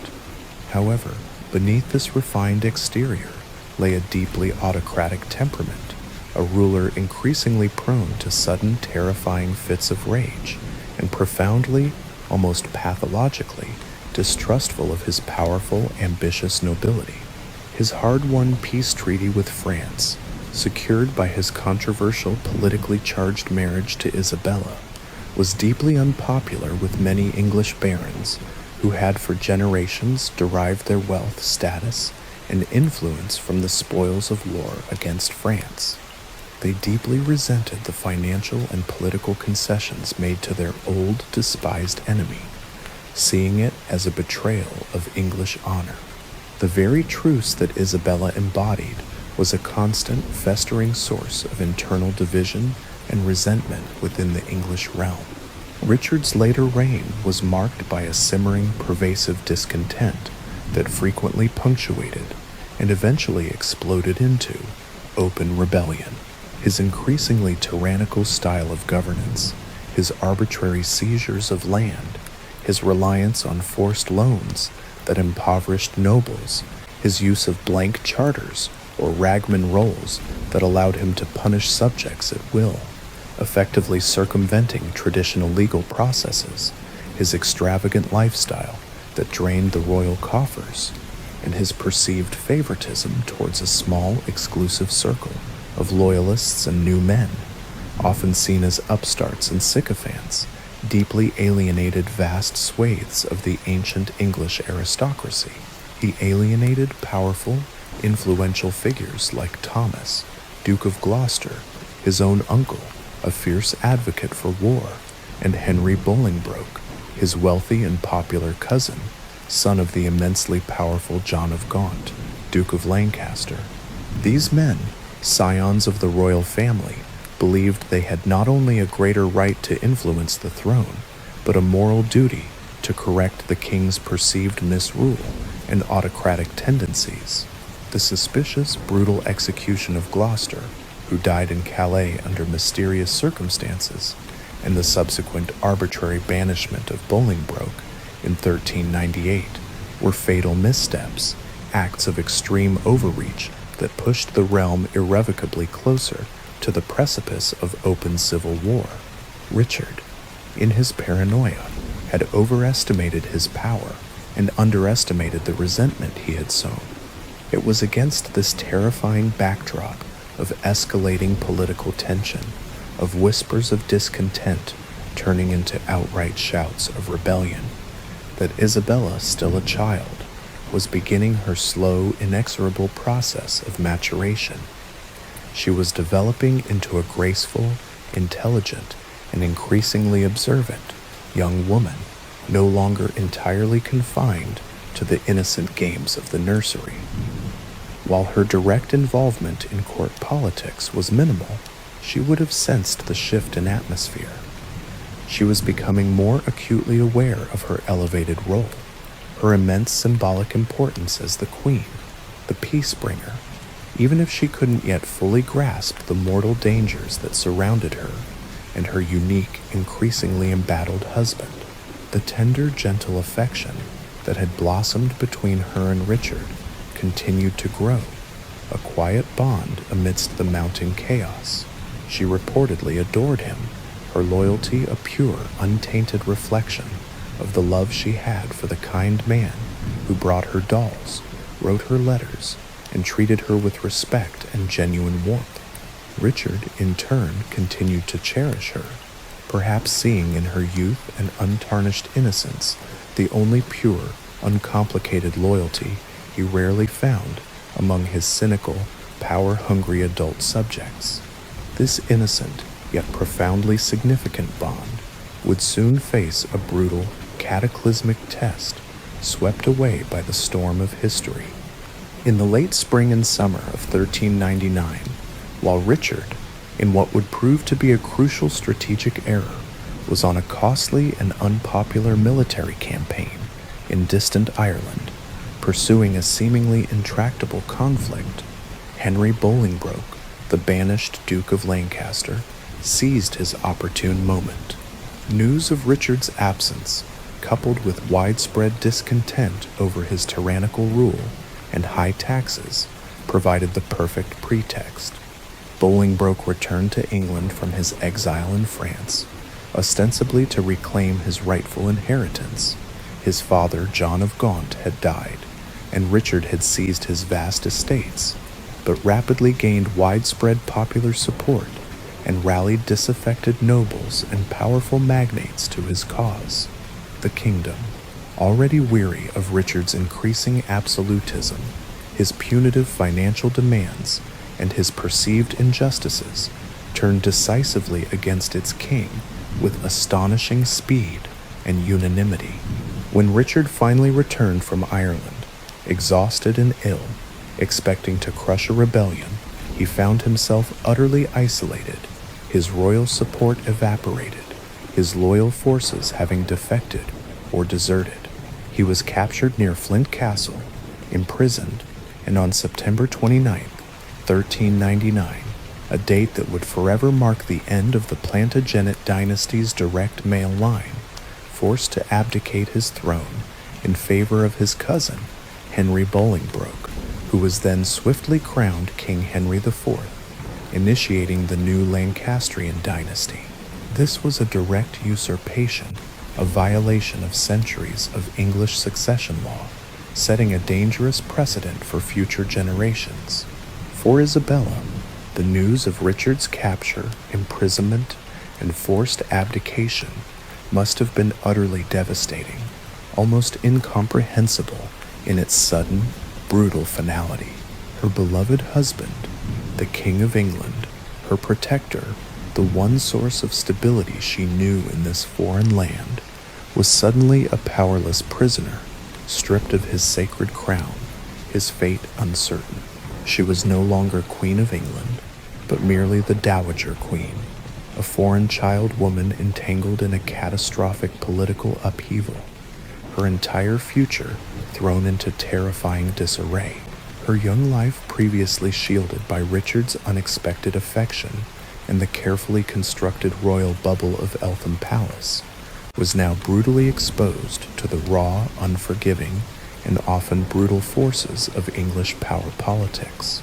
She desperately tried to appeal to the new king, Henry IV, writing him fervent letters in her elegant French hand, pleading for permission to see Richard, to intercede on his behalf, to offer whatever solace she could. Her pleas, of course, were met with cold indifference. They were summarily ignored, seen as inconvenient rather than heartfelt. She was confined to Sunninghill Park, a royal manor in Berkshire, essentially under strict house arrest, her every movement watched by Henry IV's agents, her future hanging precariously in the balance, a political pawn once more, but now one with a vastly diminished value. The fragile tenderness she had experienced as a child queen was violently replaced by the cold, unforgiving reality of political expediency and the brutal, cynical logic of a usurper's new regime. She had lost her husband, her crown, her protector, and perhaps most painfully, her innocence, all in the space of a few tumultuous, terrifying weeks that redefined her world. Widowhood and return to France, a queen in limbo, a pawn resurfacing, the grim fate of deposed monarchs, especially those with living heirs or strong foreign connections, was always profoundly precarious in medieval Europe. A living, legitimate former king, even one who had abdicated under duress, remained a dangerous figure, a lingering threat, a convenient rallying point for any disaffected faction or ambitious noble seeking to challenge the new regime.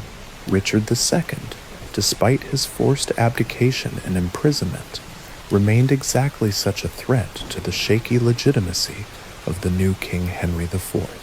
While the official line promulgated by the Lancastrian court was that Richard had died a natural death in Pontefract Castle in early 1400, ostensibly from melancholia or a fever, whispers of murder, of foul play, quickly circulated through England and across the Channel to the royal courts of Europe.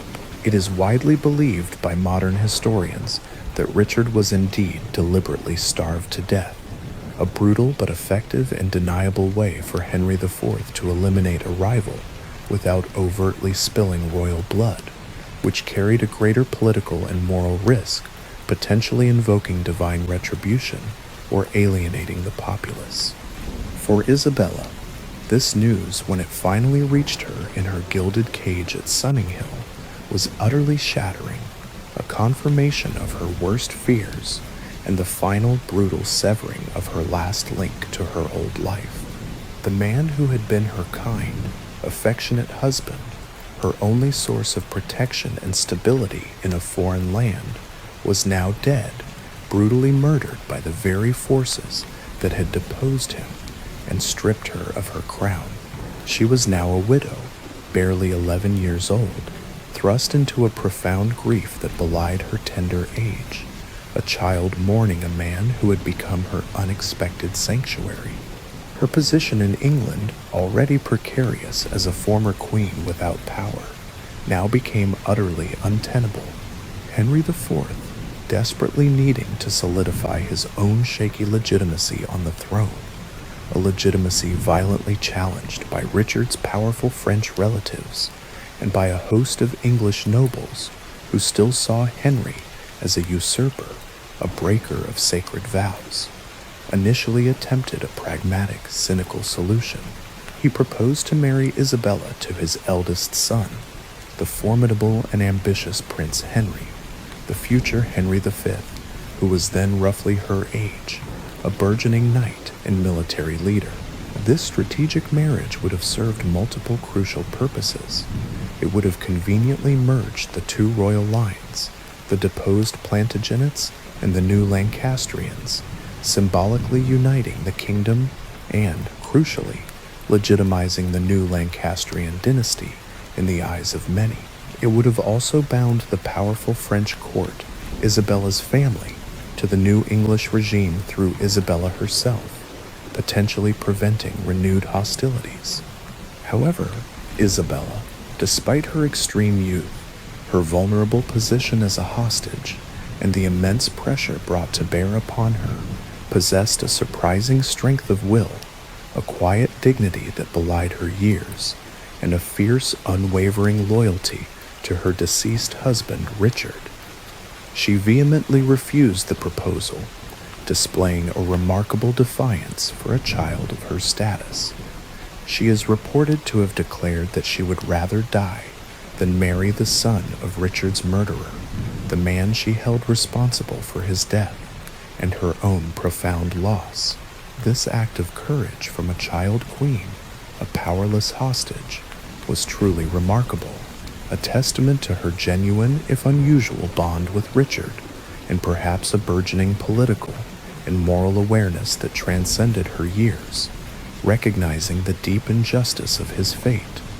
The French court, meanwhile, was predictably enraged by Richard's brutal deposition and subsequent death. They publicly denounced Henry IV as a usurper and a regicide. They demanded Isabella's immediate return to France, seeing her continued presence in England not only as an affront to French royal dignity, but also as a potential bargaining chip in a renewed conflict, a symbol around which they could rally support for a renewed war. Charles VI, despite his increasingly severe bouts of madness, still had powerful dukes, particularly Louis of Orleans, his brother and Isabella's uncle, who could press the issue diplomatically and militarily. After protracted, often tense negotiations, and with Isabella herself steadfastly refusing to marry Prince Henry, creating a diplomatic stalemate, Henry IV finally, reluctantly, relented. He understood that holding her against her will and against the demands of France was more trouble than it was worth, especially as he faced growing rebellion at home. In July 1401, Isabella, now 12 years old, a young woman on the cusp of adolescence, was finally allowed to return to France. Her departure from England was a quiet, somber affair, devoid of the pomp and pageantry that had marked her grand arrival 5 years earlier. There were no cheering crowds, no celebratory banners. She left behind the land where she had been a child queen, a beloved ward, and then a grieving, defiant widow. Her brief, tumultuous reign, a mere footnote in English history, a silent testament to the fleeting nature of power and the brutal realities of royal life. Back in France, Isabella found herself once again at the mercy of ruthless political machinations, but this time in her cherished homeland, albeit one profoundly changed. Her father, Charles VI, continued to suffer from increasingly severe and debilitating bouts of madness, often believing himself to be made of glass, or denying his royal identity, rendering him unfit to rule. This tragic condition plunged the entire French court into bitter, escalating internal divisions, culminating in the devastating conflict between the powerful Armagnacs, who supported the royal family and the Duke of Orleans, and the rival Burgundians, led by John the Fearless, Duke of Burgundy, two ruthless factions vying for control of the kingdom, leading to widespread chaos and violence. Isabella, still a princess of immense dynastic value, her lineage still impeccable, her connection to two great thrones undeniable, was soon inevitably put back on the marriage market. At the age of 15, in June 1406, she was married to her cousin, Charles, Duke of Orleans, a prominent figure in the Armagnac faction, a renowned poet, a cultured man, and a nephew of the Mad King. This marriage, unlike her first to Richard, was intended to be a genuine union, a full partnership designed to produce heirs and cement crucial alliances within a fractured France. It was a chance, perhaps, for a more normal life, for affection, companionship, and a family life she had not known as a child bride. However, fate continued to deal Isabella a cruel, relentless hand. The political instability in France was rapidly escalating into open, brutal civil war, the Armagnac-Burgundian conflict tearing the country apart. Her new husband, Charles of Orleans, though a refined and intellectual man, was deeply and dangerously embroiled in these violent factional struggles, constantly at risk, constantly negotiating for power. Their marriage, destined to be short-lived, lasted only a few brief, tumultuous years. In September 1409, at the tragically young age of 20, Isabella died in childbirth, succumbing to the perilous realities that so often claimed royal women of her era, even those with the best medical care. She gave birth to her only child, a daughter named Jeanne, just before her own life was extinguished. Just as her life had begun as a political pawn of peace between two nations, it ended prematurely, a victim of the inevitable and often fatal risks of childbirth, her potential utterly unrealized, her quiet dignity and resilience a testament to a life lived under extraordinary, unrelenting pressure. She was buried in the Abbey of Saint Lomer at Blois, France, far from the English throne she briefly occupied, a continent away from the man who had been her kind, if unusual, first husband. Her daughter, Jeanne of Valois, would go on to survive and marry John II of Alençon, and her descendants would eventually play a significant, if often overlooked, role in later French history, continuing her lineage. But Isabella herself, the child bride, the widowed queen, the young mother who died too soon, was largely forgotten by English history, her narrative overshadowed by the dramatic, more politically significant reigns of Richard II and Henry IV, and by the later, more historically successful marriage of her younger sister, Catherine of Valois. Catherine, incidentally, would become the mother of the future Henry VI of England, solidifying the English claim to the French throne, and tragically leading to a renewed devastating phase of the Hundred Years' War. Ironically, the very conflict Isabella's childhood marriage was specifically designed to end.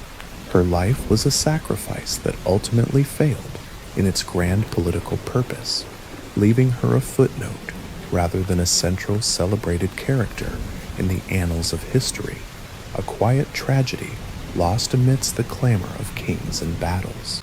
Conclusion: The Echo of a Forgotten Queen, a testament to resilience, the story of Isabella of Valois, often relegated to the dusty, overlooked margins of history as the forgotten Queen of England, is far more than a simple chronicle of a royal marriage or a mere footnote in dynastic history. It is in fact a profound, poignant, and often heartbreaking exploration of the intersection of power, the brutal realities of child marriages, in a pre-modern era, the fragility of innocence in a cynical political world, and the crushing, relentless weight of political destiny that bore down upon even the youngest and most vulnerable members of royalty. Her extraordinary, yet tragically brief life serves as a stark, illuminating reminder of the inescapable realities faced by medieval royal women, particularly child brides, who were born into a world where their bodies, their hearts, and their very futures were never truly their own. They were, instead, meticulously groomed instruments of statecraft, living diplomatic tools to be meticulously wielded by powerful men in the relentless pursuit of territory, peace, alliance, or dynasty, their personal desires utterly irrelevant. Isabella was married at 6, a mere wisp of a child, forced to wear the impossibly heavy crown of a queen, burdened from infancy with the immense, almost unbearable hopes for peace between two ancient, deeply entrenched, warring nations. She experienced the tender, unexpected affection of an older husband, Richard II, a kindness that must have been a beacon of warmth and stability in her bewildering new world, a genuine affection that blossomed despite the artificiality of their union. Yet this fragile happiness was brutally short-lived. She was forced to witness him violently deposed, unjustly imprisoned, and ultimately, by all accounts, murdered. She then found herself, barely a teenager, a vulnerable dowager queen, caught between warring factions in her own homeland, a pawn to be traded and married once more, a tool for further alliances. Her life culminated tragically young, in the very act of fulfilling her fundamental royal duty, producing an heir, a task that demanded her life.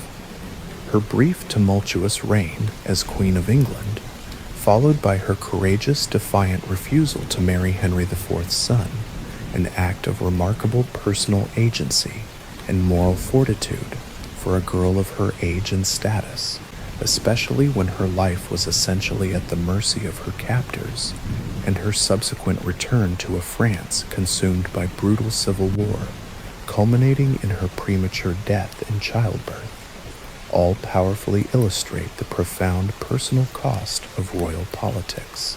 She was not a primary political actor, but she was a silent observer, a bewildered, often helpless participant in some of the most tumultuous and dramatic events in both English and French history. She bore witness to the dramatic downfall of a king, a symbol of a fragile peace that ultimately shattered, giving way to renewed, devastating conflict. Yet, despite the dramatic contours of her life, the extraordinary circumstances that shaped her every breath, her inherent dignity, and her quiet resilience, she remains largely forgotten by popular history. Her narrative is consistently eclipsed by the larger-than-life figures of the kings she was bound to, the mercurial Richard II, the usurping Henry IV, the conquering Henry V, and by the more celebrated, politically impactful queens who followed in her wake, particularly her own sister. The lingering echo of Isabella's life resonates as a powerful, unsettling cautionary tale.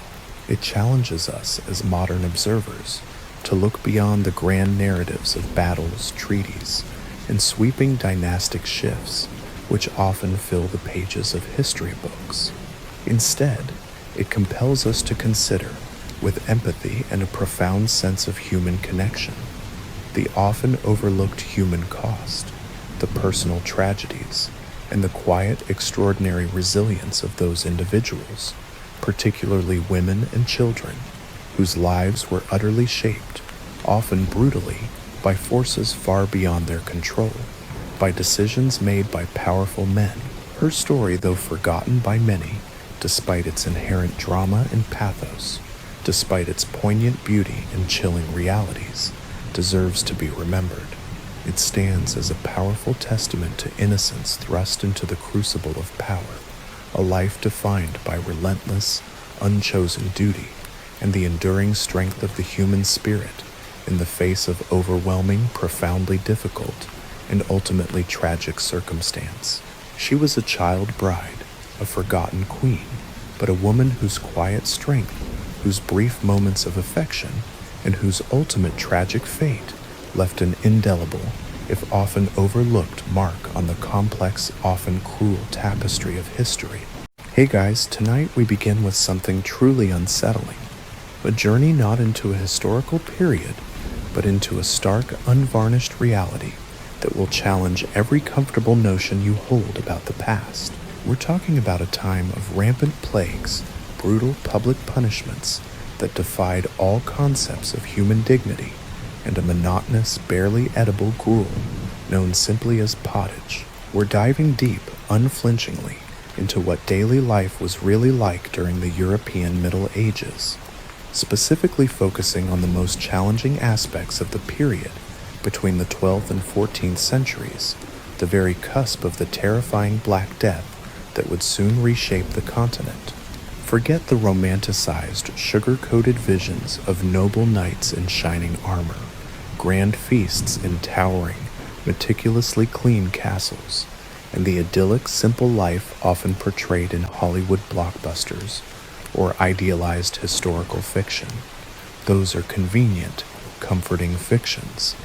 The stark, unvarnished truth is far more grim, dangerous, shockingly unsanitary, and psychologically brutal than your modern mind can possibly conceive. In the raw, unfiltered reality of this era, you, with your delicate modern sensibilities, your absolute reliance on advanced technology, your ingrained expectations of basic comfort, pervasive safety, and fundamental human rights, would not, could not, last a single agonizing, disease-ridden day. Your body would betray you, your mind would shatter, and your spirit would be utterly crushed within hours.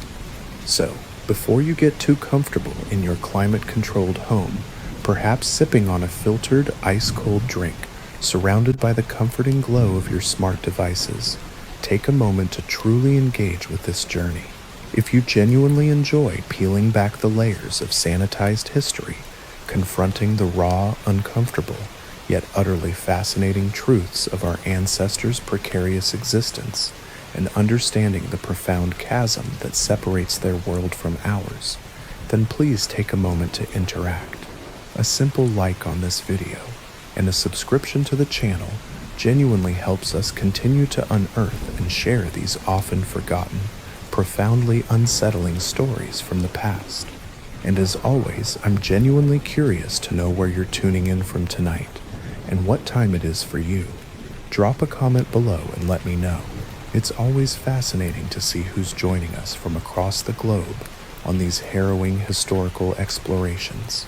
Now, dim the lights, perhaps turn on a fan for that soft background hum to distract you from the phantom smells you're about to imagine. And let's ease into tonight's deeply uncomfortable, yet profoundly enlightening journey together. This is not a quaint historical reenactment. This is a vivid, sensory immersion into a world that would undoubtedly break you. The brutal dawn.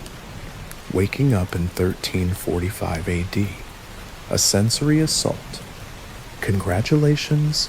Against staggering odds, you've just blinked awake on a bitterly cold, relentlessly damp morning in the year of our Lord 1345 AD.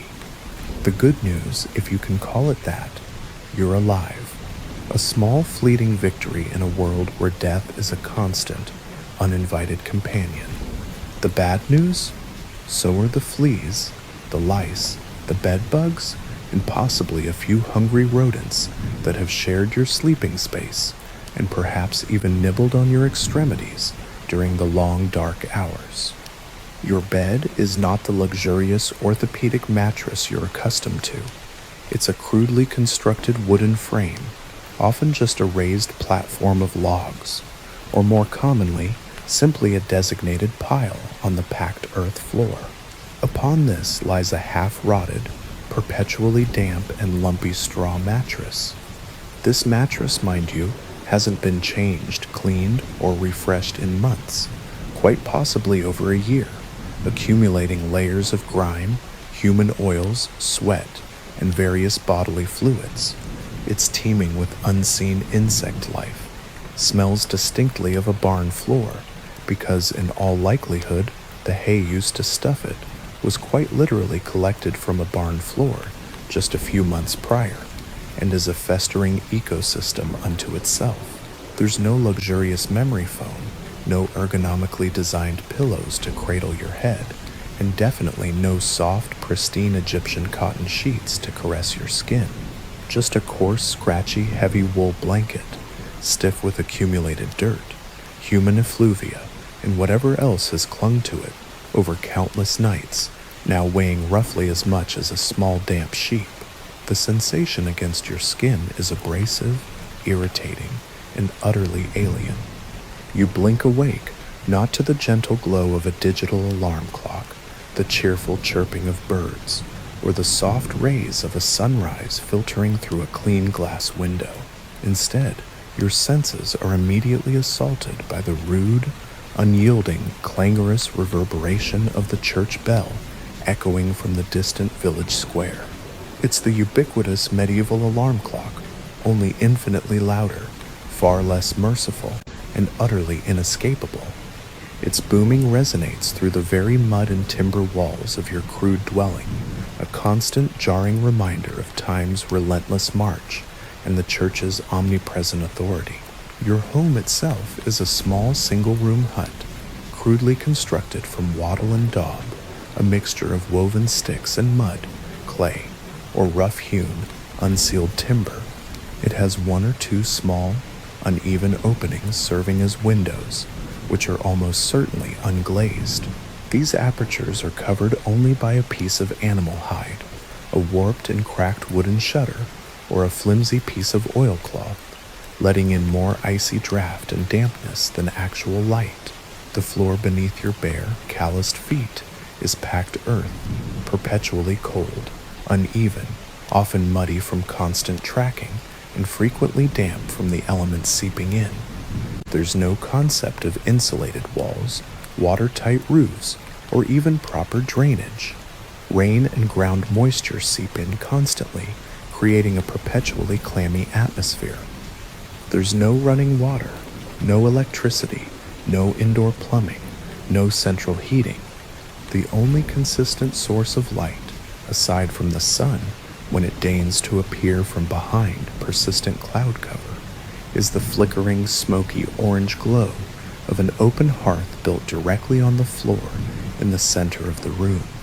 This hearth, while providing the only meager heat, also fills the entire confined space with acrid, wood smoke-laden fumes that sting your eyes, make your throat scratchy, cause persistent coughing, and settle on everything: your coarse clothes, your matted hair, your skin, the rough-hewn furniture, like a fine, pervasive, suffocating layer of sooty dust. Ventilation is practically non-existent, making the air thick, choking, and difficult to breathe. Your entire family, your parents, siblings, perhaps a grandmother or aunt, and quite possibly a few essential animals, like a chicken or a piglet, shares this single, cramped, often windowless, and poorly ventilated space. Personal privacy, the idea of having a moment to yourself, a separate room, or even a truly closed-off corner, is a concept yet to be invented, utterly alien to your medieval ancestors. You can hear your siblings, your parents, and extended family members stirring beside you on their own straw piles, their morning coughs echoing in the dim, smoky light, a constant symphony of respiratory irritation. As you push yourself up, your ears are immediately filled with the raw, unfiltered sounds of rural medieval life. The shrill, insistent crow of a rooster just outside the flimsy door, the incessant buzzing of flies attracted to the omnipresent film, the grunting of pigs rooting around in the mud of the yard, the distant bleating of sheep from the common pasture, the sharp, territorial bark of a dog, and the general cacophony of a pre-industrial dawn. You take a deeper breath, and your nose is immediately violently assaulted. The air is a dense, earthy, almost palpable smell. It's a suffocating, putrid mixture, damp, rotting straw, unwashed human bodies that haven't seen a proper bath in months, stale cooking fires from yesterday's meager meal, and the unmistakable, overpowering, pervasive stench of human and animal waste.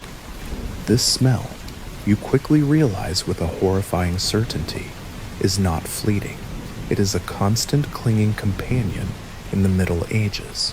It permeates your coarse woolen clothes, impregnates your hair, clings to your skin, becoming an invisible, offensive second skin that you can never quite shed, no matter how desperately you wish to. This is your life now. This is your inescapable reality, and it has only just begun. The sheer, relentless physical discomfort, the constant sensory overload, and the profound absence of anything you consider a basic amenity would render you utterly non-functional, nauseated, and overwhelmed within the first few hours. Your modern body, accustomed to comfort, would immediately protest in a cascade of headaches, skin irritations, and respiratory distress. The cuisine of despair, eating and drinking on the brink of starvation and disease. You're hungry. Your stomach growls in protest, accustomed to the regular calorie-rich and nutritionally balanced meals of modern life. But forget your artisanal sourdough and avocado toast, your ethically sourced fair trade coffee, or even your humble bowl of sugary vitamin-fortified cereal. Breakfast in 1345 is almost invariably pottage. This is not a quaint, rustic, or charming historical dish. It is a thick, gray, utterly unappetizing, and nutritionally marginal gruel. It's made from whatever coarse, cheapest grains are available, typically oats, barley, or peas, boiled endlessly in plain water, often for hours, until they dissolve into a viscous, gloopy, flavorless mess. If you're extraordinarily lucky, truly blessed by a bountiful season, there might be a few scavenged root vegetables, like onions or carrots, or some foraged wild greens thrown in to add minimal bulk or a faint hint of flavor.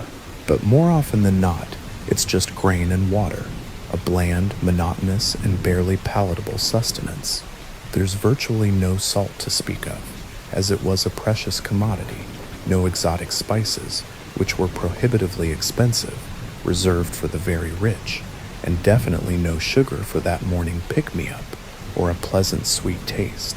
Sweeteners like honey or fruit are incredibly rare luxuries, seasonal and often sold only at market for a price far beyond your reach. Meat is not a daily staple.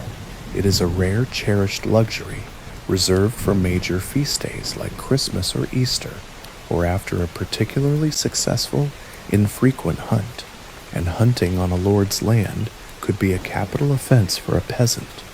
When meat is available, it's usually tough, stringy, and poorly preserved, often salted or smoked without any modern understanding of food safety, leading to potential spoilage or parasite infestation.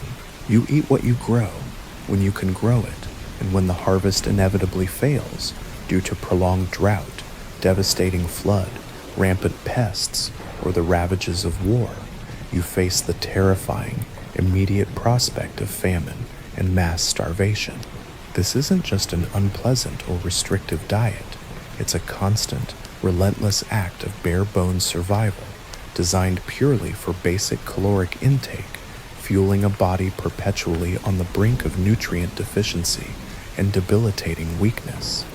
Your water for drinking and cooking comes from the local communal well, a nearby stream, or the same river that frequently serves as the village latrine, waste disposal site, and laundry facility.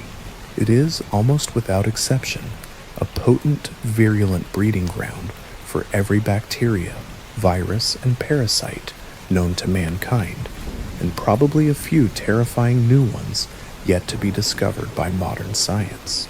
Cholera, dysentery, typhoid, These waterborne diseases are not abstract concepts, they are ever-present threats. So, as a result of this extreme water contamination, you mostly drink ale. Everyone drinks ale. Men, women, children, from dawn till dusk. It's not primarily because medieval people were constantly drunk, though chronic mild intoxication was undoubtedly prevalent, blurring the edges of a harsh reality. It's because ale, even a very weak, small beer type of ale, is a significantly safer alternative to the lethally contaminated water. The boiling process involved in brewing kills some, though certainly not all, of the pathogens. But it means you are constantly mildly hydrated on a weak, yeasty, often sour brew that still frequently carries parasites and contaminants, leading to chronic gastrointestinal distress, constant flatulence, and persistent parasitic infections that would leave you perpetually feeling unwell, fatigued, and often feverish. Imagine the constant stomach cramps, the unending bouts of diarrhea, the pervasive nausea, all while you're trying to perform back-breaking labor in the fields. Dental hygiene is a concept from a distant, unimaginable future. There is no toothpaste, no toothbrushes, no flossing, no dental visits. Your teeth are rotting in your mouth from an early age, causing constant, excruciating agony, cavities, severe abscesses, pus-filled infections that can spread to your jaw, face, or even brain, advanced gum disease, and chronic toothaches. These are not rare occurrences. They are universal, inescapable facts of medieval life. You will almost certainly lose most of your teeth by your 20s or 30s due to decay, infection, or being pulled out crudely by a blacksmith or barber surgeon without anesthesia. Eating anything tough, hard, or requiring significant chewing will become a daily torture. Imagine biting into that stale, hard, unleavened bread, or that tough, stringy, poorly cooked meat, with a mouth full of festering abscesses, sensitive exposed nerves, and numerous missing molars. Every bite is a challenge, every meal a source of profound physical pain. Your diet is bland, monotonous, severely deficient in crucial vitamins and minerals, and designed purely for basic caloric intake and mere survival, not enjoyment or sustained health. The profound lack of fresh fruits and vegetables, especially during the long, harsh winter months, when only preserved and often nutrient-depleted foods are available, means you'll likely suffer from chronic malnutrition, scurvy, leading to constantly bleeding gums, loose teeth, extreme fatigue, and brittle bones, pellagra, and other debilitating vitamin deficiencies that manifest as chronic fatigue, widespread skin lesions, neurological issues, and pervasive physical weakness.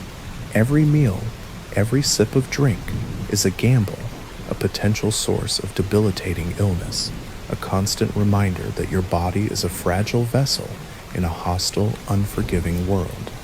You are not eating for pleasure or even nourishment. You are simply postponing starvation and staving off the next wave of sickness. The Hygiene Horror Show, a world steeped in pervasive, unfathomable filth. Let's talk hygiene, or rather, the utter pervasive and inescapable lack thereof, a reality that would make your modern stomach turn. You won't be showering daily, weekly, or even monthly. For most common people, a full-body bath was an incredibly rare, monumental undertaking, perhaps a few times a year, if at all, typically on major feast days, before marriage, or if you were lucky enough to live near a thermal spring or public bathhouse, though even these were often unsanitary. Water was a precious commodity, laboriously fetched from a distant well or river, and heating it required an enormous amount of firewood and effort, making it a luxury. So you're not just dirty, you're permanently dirty. Your skin is coated in layers of accumulated grime, sweat, dead cells, and environmental pollutants like soot from the hearth. Your hair is perpetually matted, greasy, stiff with dirt and oils, a perfect welcoming habitat for lice, fleas, and other delightful parasites that cause constant maddening itching, skin irritation, and transmit diseases like typhus. Your clothes, typically made of coarse wool or rough linen, are rarely, if ever, properly washed. They are worn until they literally disintegrate from overuse and age, meaning you carry the pervasive stench of weeks, months, or even years of accumulated dirt, sweat, smoke, and unidentifiable bodily effluvia. And human waste? It's quite literally everywhere. There are no flush toilets, no sophisticated sewage systems, no public sanitation infrastructure as we understand it. People relieve themselves in basic chamber pots, which are then emptied, without ceremony or discretion, into the nearest street, alleyway, garden, river, or simply tossed out the window with a perfunctory shout of Gardez-vous, a corruption of the French garde à l'eau, meaning watch out for the water. Imagine the sheer volume of human excrement accumulating daily in a bustling medieval town or city. Animals, from stray dogs and cats to scavenging pigs and chickens, roam freely through the streets of villages and towns, adding their own copious contributions to the pervasive muck. The streets themselves are rarely paved or cleaned. They are open, stagnant sewers, a putrid, vile, squelching mix of human and animal excrement, rotting food scraps, decaying refuse, and stagnant rainwater. You walk through this festering cesspit every single day, your rough leather shoes, if you even possess them, sinking into the foul, squelching mud, splashing unspeakable things onto your clothing. The stench is not just unpleasant, it is an overwhelming, nauseating, constant assault on your senses that would induce immediate vomiting in a modern person. You quickly learn to ignore it because there is absolutely no escape, no fresh air to be found. This isn't just unpleasant or aesthetically displeasing. It's a terrifying, ever-present breeding ground for every horrific disease imaginable: cholera, dysentery, typhoid fever, tuberculosis, smallpox, diphtheria. These waterborne and airborne diseases are not abstract concepts from history books. They are ever-present, lurking threats, thriving in every puddle, every breath of air, every bite of contaminated food, every casual contact. The concept of germ theory is millennia away. People believe diseases are caused by bad air, miasma, hence the use of strong perfumes or incense, divine punishment for sin, an imbalance of the body's four humors, or even the malevolent influence of witches, demons, or astrological alignments. So they rarely connect the pervasive, overwhelming filth to the widespread, constant sickness and the alarmingly high death rates that characterize medieval life. You are quite literally living in a gigantic, perpetually contaminated petri dish, a biological weapon designed to take you out. And it will. The sheer lack of personal space, the communal living conditions, often sharing dwellings with livestock, and the complete absence of any real understanding of hygiene mean that you are in constant, unavoidable contact with a bewildering array of pathogens.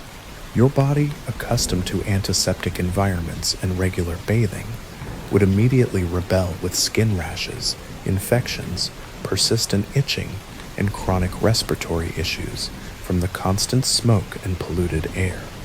The legal nightmare, justice, brutality, and the absolute absence of due process. You think you have inherent human rights?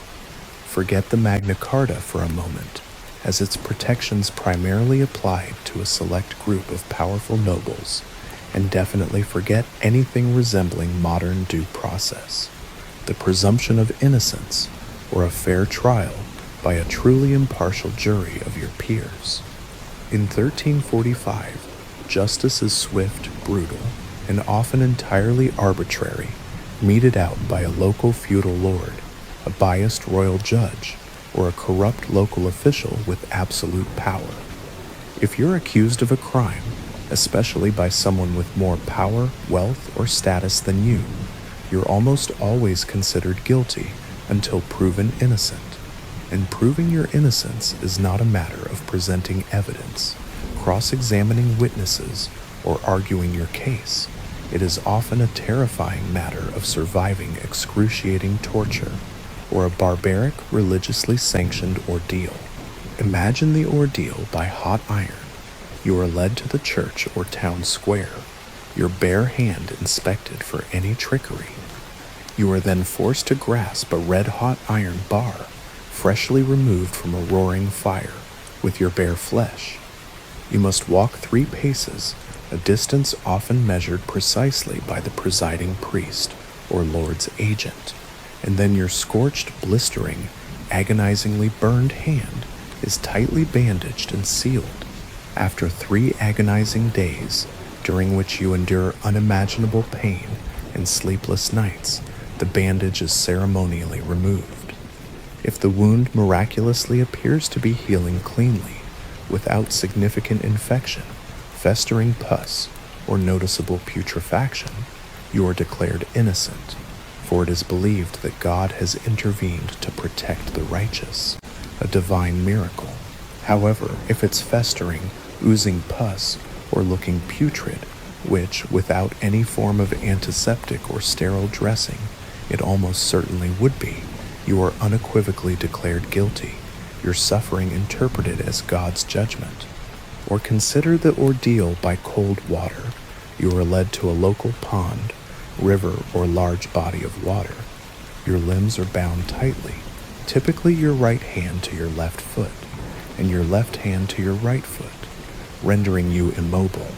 Then, with a rope tied around your waist to retrieve your body, whether dead or alive, you're ceremonially thrown into the water, often after a priest has blessed the water, proclaiming its purity to reject the guilty. If you sink, you are declared innocent and quickly pulled out, assuming you haven't drowned in the process. If you float, you are unequivocally guilty, for the pure water has supposedly rejected your sinful body, unable to embrace you.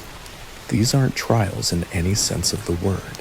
They are brutal, superstitious gambles with your life, your limbs, and your immortal soul, utterly devoid of logic, reason, or any semblance of fairness, designed more to extract confessions or reinforce power than to uncover truth. And if you're found guilty, whether by ordeal, coerced confession, or simple accusation, punishments are not rehabilitative.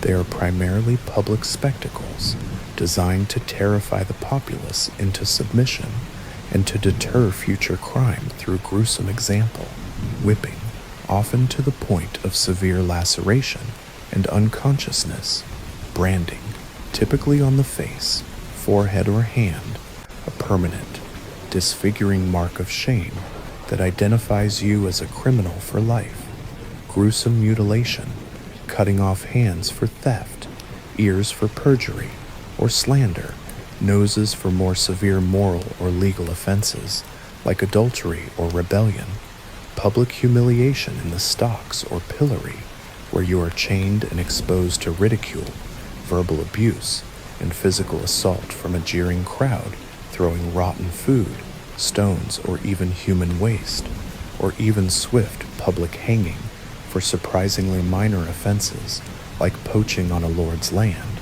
petty theft, or simply being a rootless vagrant. Death is a distressingly common punishment, often carried out in full public view, serving as a chilling reminder of authority's absolute power. There's no appeal system as we know it, no intricate legal battles stretching for years, no higher courts to plead your case to. Justice is served quickly, brutally, and often at the arbitrary whim of a local lord, his appointed agents, or a corrupt town mayor. You are entirely at the mercy of their power, their prejudices, and their moods, with virtually no recourse or avenue for appeal.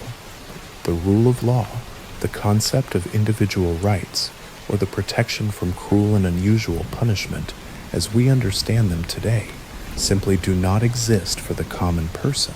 A wrong look, a misplaced word, a simple accusation from someone with influence, or simply being in the wrong place at the wrong time could mean the swift, brutal end of your life, or a lifetime of agonizing disfigurement and social ostracism. Your modern understanding of due process would be not just useless, but dangerously naive.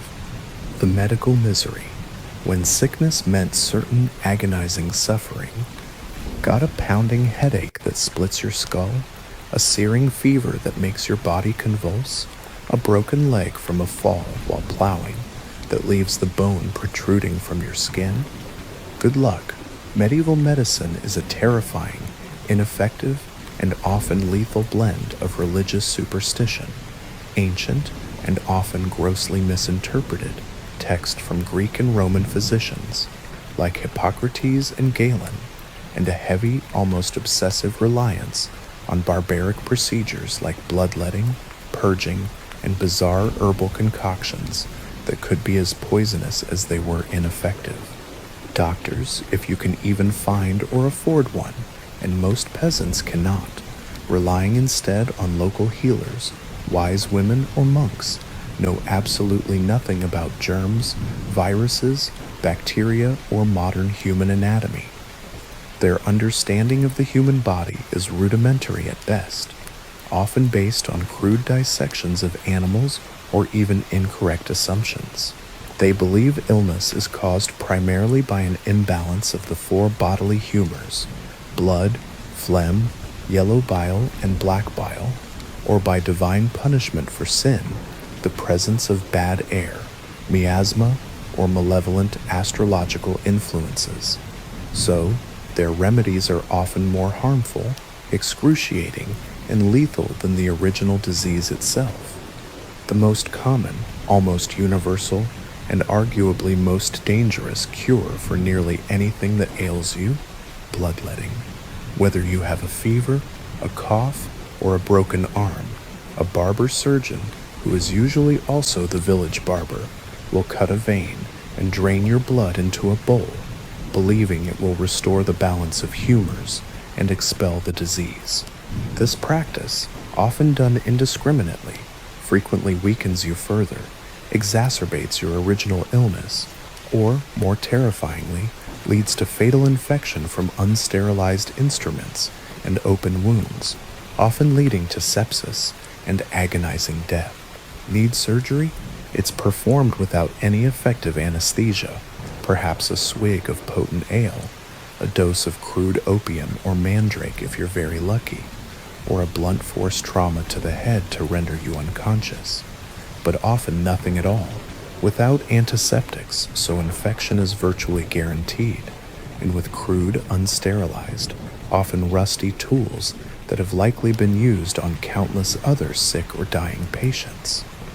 Amputations, a common procedure for severe injuries or untreatable infections, are performed quickly, brutally, and agonizingly, almost always resulting in death from shock, massive blood loss, or the inevitable, overwhelming infection sepsis that follows.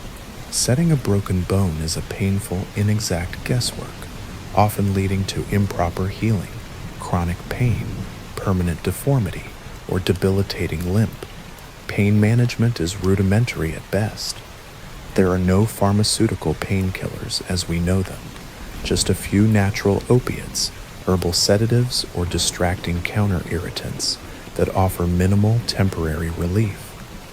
You endure unimaginable, prolonged pain, constantly. Childbirth is the leading cause of death for women of childbearing age, a brutal, terrifying lottery where both mother and infant frequently perish from hemorrhage, infection, obstructed labor, or complications that are easily managed today. Infant mortality rates are astronomical. Roughly half of all children do not survive past the tender age of 5, succumbing to childhood diseases like measles, smallpox, diphtheria, malnutrition, or simple accidents. Those who do survive childhood face a precarious existence.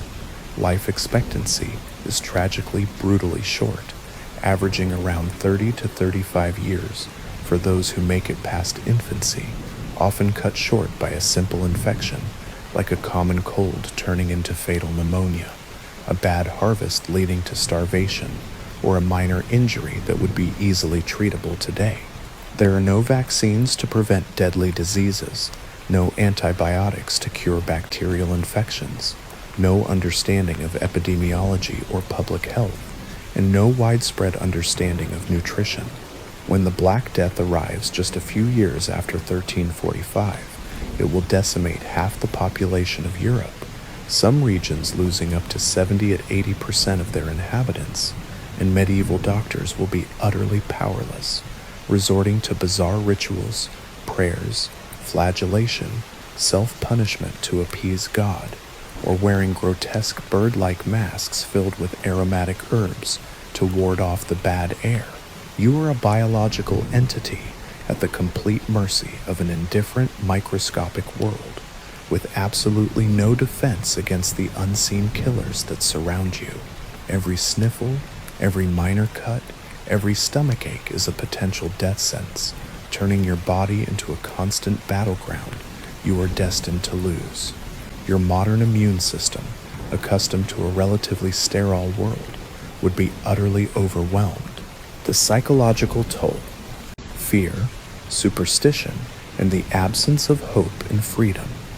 Beyond the relentless physical horrors and the pervasive stench of disease and death, the medieval mind is a landscape profoundly shaped by constant, unremitting fear and an unwavering, all-encompassing religious dogma that dictates every aspect of life. You live in a world where everything you don't understand, and that's almost literally everything beyond your immediate physical experience, is immediately attributed to divine will, or more terrifyingly, to malevolent demonic interference and the dark arts. A prolonged drought that threatens your family with starvation, God's righteous wrath, a test of faith, or a devil's curse brought upon the village by a hidden witch, a strange, debilitating illness that wastes away a loved one, causing agonizing pain, a witch's hex, direct demonic influence, or a punishment for some unconfessed sin, a child born with deformities or unusual traits, the devil's spawn, a changeling left by malevolent fairies, or a clear sign of divine displeasure. Your internal life is consumed by the profound, crippling fear of committing sin, the chilling, ever-present terror of eternal damnation in the fiery, torment-filled pits of hell, and the constant, crushing awareness of your own utter insignificance in the face of an all-powerful, often seemingly capricious and vengeful God. The Church, omnipresent and all-seeing, controls not just your spiritual life, but your moral conscience, your social interactions, your understanding of the universe, and every waking thought. Its rituals, sacraments, and pronouncements govern the rhythm of your days and the very fabric of your existence. Education is a rare and precious privilege, limited almost exclusively to the clergy, who hold the keys to knowledge and the highest echelons of the nobility. For you, the common peasant, your world is exquisitely small. Your village, the local church, and the fields you labor on from dawn till dusk. You are almost certainly illiterate, unable to read or write, cut off from most knowledge beyond what you learn through arduous oral tradition, practical experience, or the priest's weekly sermons. There are no books, no newspapers, no internet, no libraries. News travels agonizingly slowly, distorted by rumor, fear, and wild superstition, making it impossible to truly grasp the wider world or comprehend events beyond your immediate vicinity. The universe, as you know it, is a small, finite, geocentric place, with your flat Earth at its unmoving center, surrounded by celestial spheres whose movements are believed to determine your fate, and influence everything from harvests to health.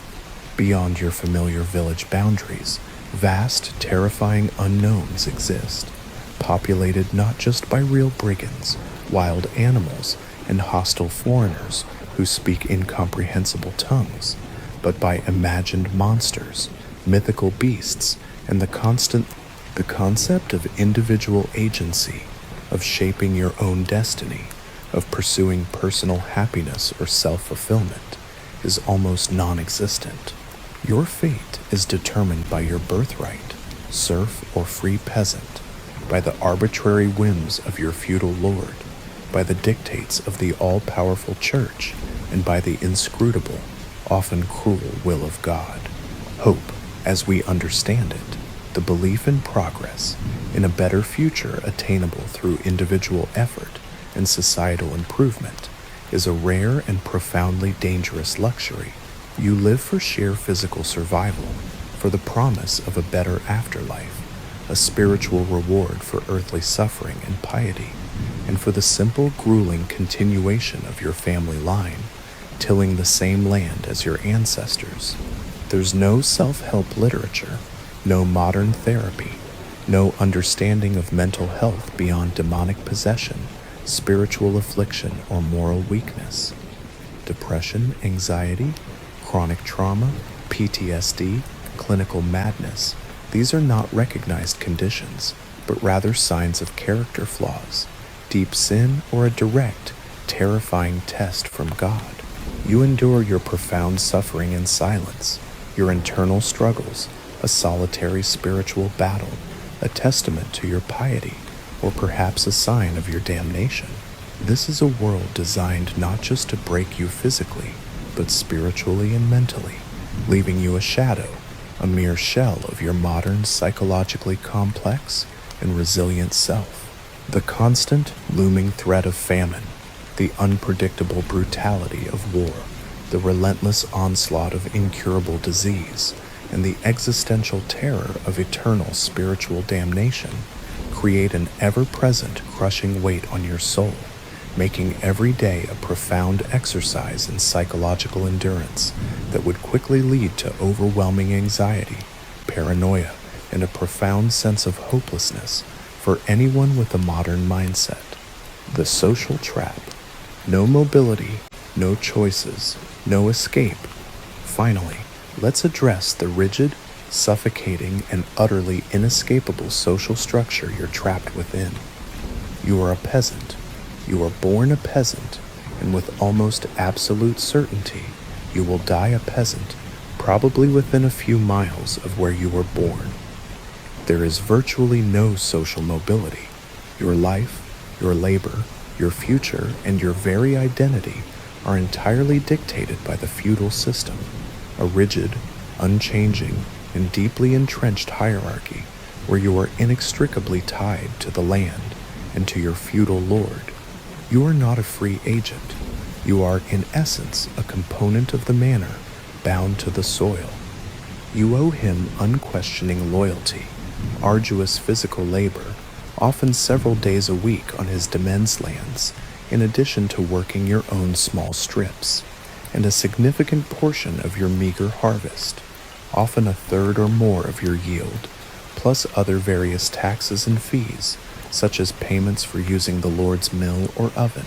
You are, in essence, his property, or at least inextricably bound to his domain. You cannot simply pack up your meager belongings and leave your village or the Lord's manor without his express permission. If you attempt to do so, you become a rootless vagrant, an outlaw, an outcast with no legal protection, no land to work, and no means of sustenance. You would be easily apprehended by the Lord's bailiffs or local authorities and returned to your manor, or worse, face brutal punishment for insubordination. There are no modern job markets, no diverse career paths, no opportunities for personal growth or self-actualization beyond the narrow confines of your tiny village and your allotted hereditary role as a farmer, laborer, or perhaps a blacksmith's apprentice, if you're exceptionally fortunate. Your marriage is almost certainly arranged by your parents or your lord for economic convenience, land consolidation, or strategic alliance, not for romantic love or personal attraction. Your children will inherit your poverty, your servitude, and your profound lack of prospects, destined to repeat your arduous existence, tilling the same fields, living in the same conditions, and dying in the same village. The vast majority of humanity lives in this suffocating, unchanging cycle, generation after generation, endlessly tilling the same land with rudimentary tools, enduring the same crushing hardships, and repeating the same limited existence. The idea of personal freedom, of making your own choices about your life, your work, your relationships, your beliefs, or your geographic location, is a radical, dangerous, and utterly incomprehensible concept to the medieval mind. You are a mere cog in a vast, unchanging machine, your entire life's purpose dictated by ancient tradition, economic necessity, the arbitrary will of your Lord, and the dictates of the Church. This is not a simpler time. It is a time of crushing, absolute, and inescapable lack of choice. A world where your destiny is sealed at the moment of your birth, and genuine agency is a fantasy. Your world is small, static, and utterly without opportunity for self-determination or advancement. Any deviation from this preordained path brings immediate and severe consequences, from social ostracism to brutal physical punishment or even death. The suffocating lack of autonomy would be unbearable for anyone accustomed to modern freedoms. The pervasive threat of violence and war could waltz, and war could bing, Ritslave to Tushanapek. As if hunger, disease, filth, and legal brutality weren't enough, you live in a world steeped in pervasive, unceasing violence. There's no standing police force to protect the common person. Justice is often self-administered, rough, and brutal. Feuds between families or even entire villages can escalate quickly into bloody conflicts. Bandits, rogue knights, and discharged soldiers roam the countryside, preying on travelers and isolated homesteads. Your village might be peaceful one day, and the next it's under attack by raiders seeking loot, food, or simply satisfying their own cruel desires. Beyond localized violence, larger-scale wars are a constant looming threat. Lords are constantly vying for power, land, and influence, leading to frequent skirmishes, sieges, and full-blown military campaigns. As a peasant, you are not merely an observer of these conflicts, you are often their primary victim. Armies, whether your lords or an invading force, will march across your fields, trampling crops, slaughtering livestock, and pillaging your meager possessions. Your home could be burned, your family scattered, or worse, brutalized or killed. You might be conscripted, forced to fight in a lord's army with little training, inadequate equipment, and even less chance of survival. Sieges are particularly horrifying. If your town or castle is besieged, you face starvation within the walls, or the brutal massacre that often follows a successful breach. The concept of civilian immunity is non-existent. Women are particularly vulnerable to assault during wartime, a grim reality of conquest. The landscape itself bears the scars of this constant conflict.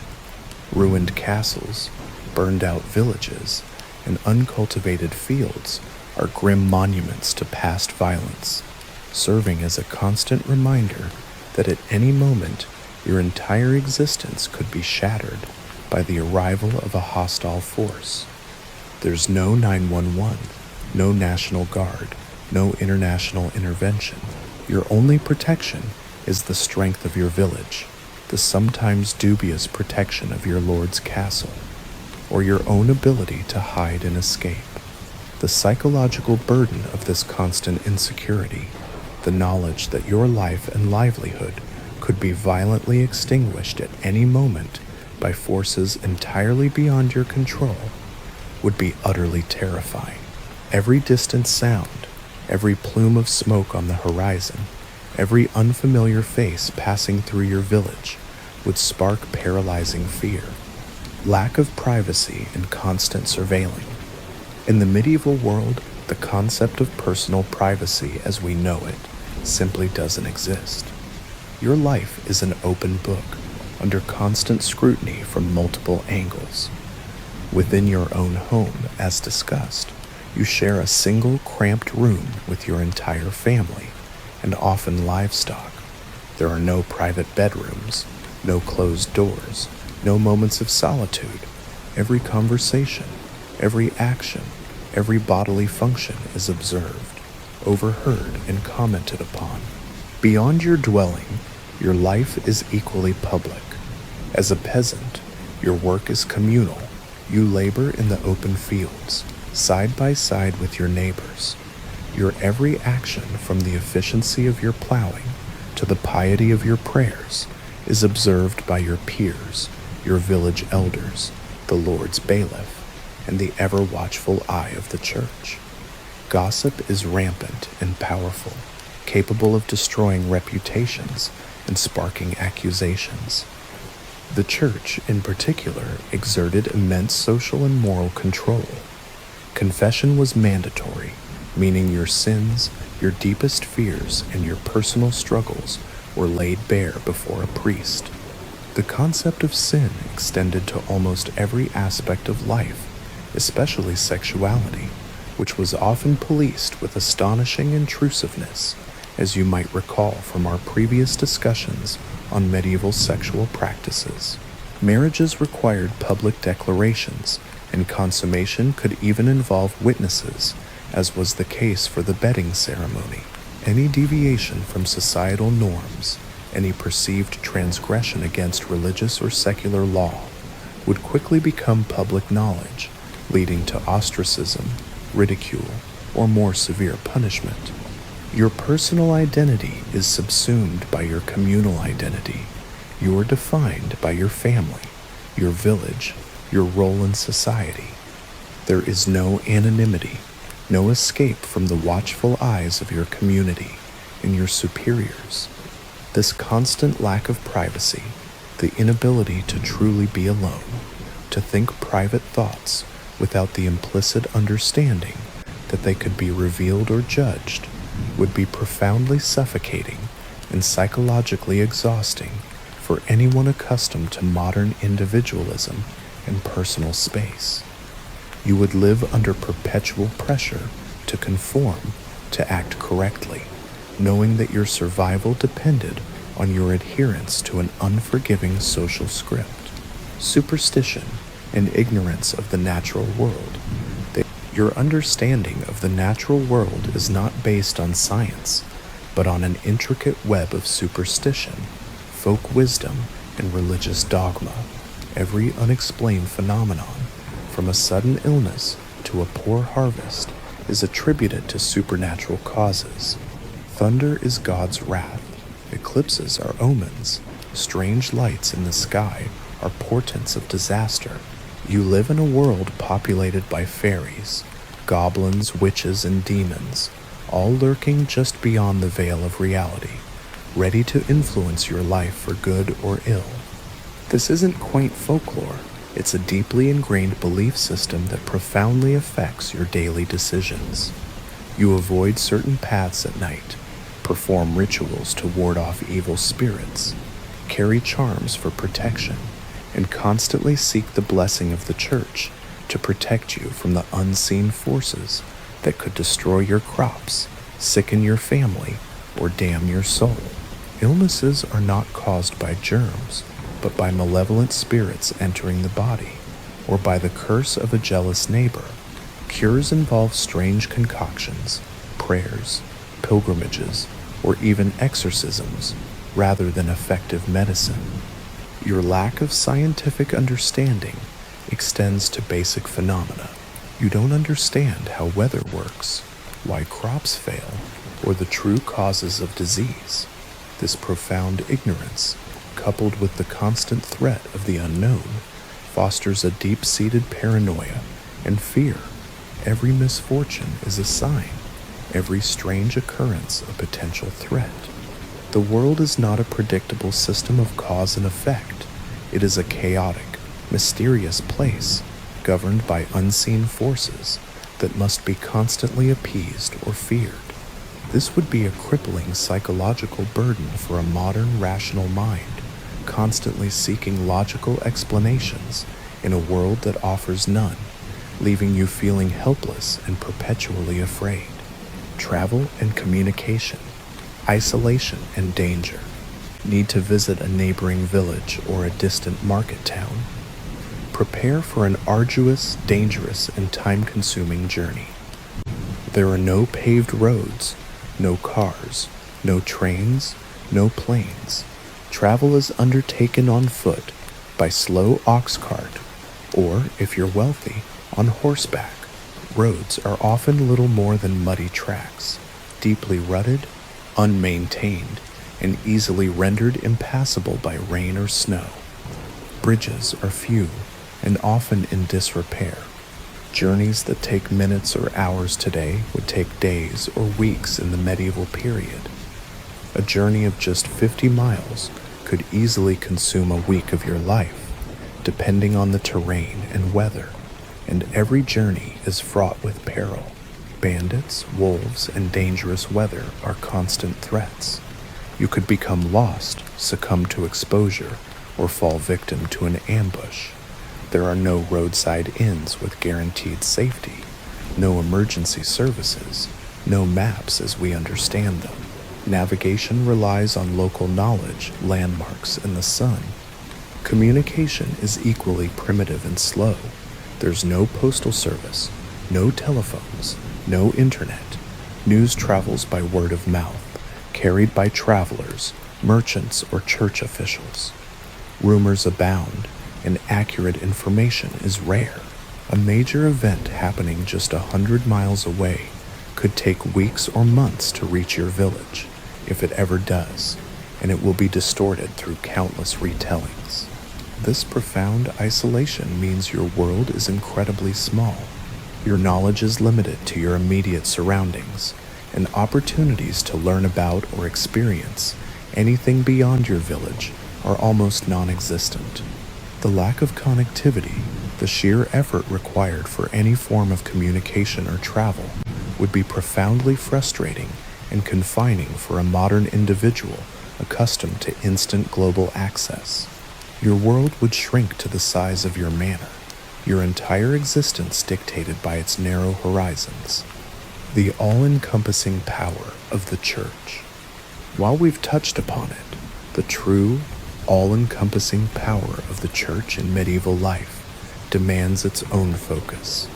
The church was not just a religious institution, it was the bedrock of society, the supreme authority, often more powerful than kings or emperors. Its influence permeated every single aspect of your existence, from the moment of your birth, baptism, to your death, last rites, and beyond, the fate of your soul. The church dictated morality. Law, canon law, ran parallel to secular law, education, and even economic life. The church bell marked the rhythm of your day and year.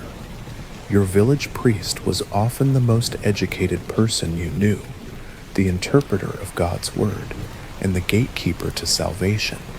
You attended Mass regularly, confessed your sins, and lived in constant fear of excommunication, which would cast you out of the community and condemn your soul to eternal hellfire.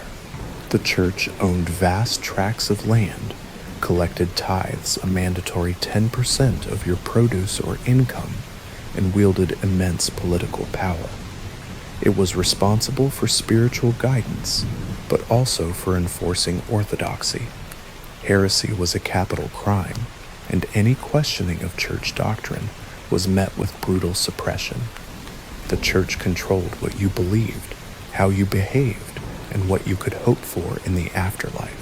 It was the primary source of charity, however meager, the keeper of records, and the arbiter of truth. For a modern individual accustomed to secular society, freedom of religion, and the separation of church and state, this absolute, unquestionable, and often terrifying power would be suffocating. Every aspect of your life would be judged by theological standards, every thought scrutinized for sin. Your agency, your individuality, and your right to question would be non-existent. You would be living under a spiritual totalitarianism that tolerated no dissent and offered eternal damnation as the penalty for nonconformity. Final verdict: you wouldn't last a day.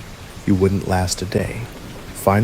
You think you're tough. You've binge-watched every historical drama from Game of Thrones to Vikings, played every medieval-themed video game like Kingdom Come: Deliverance, devoured every fantasy novel featuring gallant knights, grand castles, and epic quests.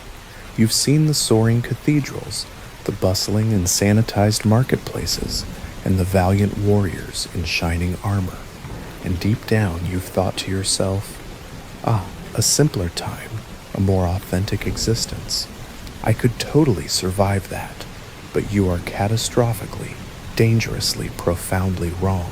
The romanticized, idealized veneer of the Middle Ages that pervades popular culture is a comfortable modern fiction, a soothing, palatable lie we tell ourselves about a past that was in reality a relentless, grinding, agonizing assault on the human body, the human mind, and the very human spirit. You wouldn't last a week in this world, let alone a lifetime. In fact, your modern body, accustomed to comfort, sanitation, and safety, would barely survive a single brutal day. You would be broken not just by the overwhelming, pervasive filth that would coat your skin and clog your lungs, not just by the constant gnawing pain of hunger, untreated disease, and incessant bodily discomfort, not just by the random terrifying violence that could erupt at any moment.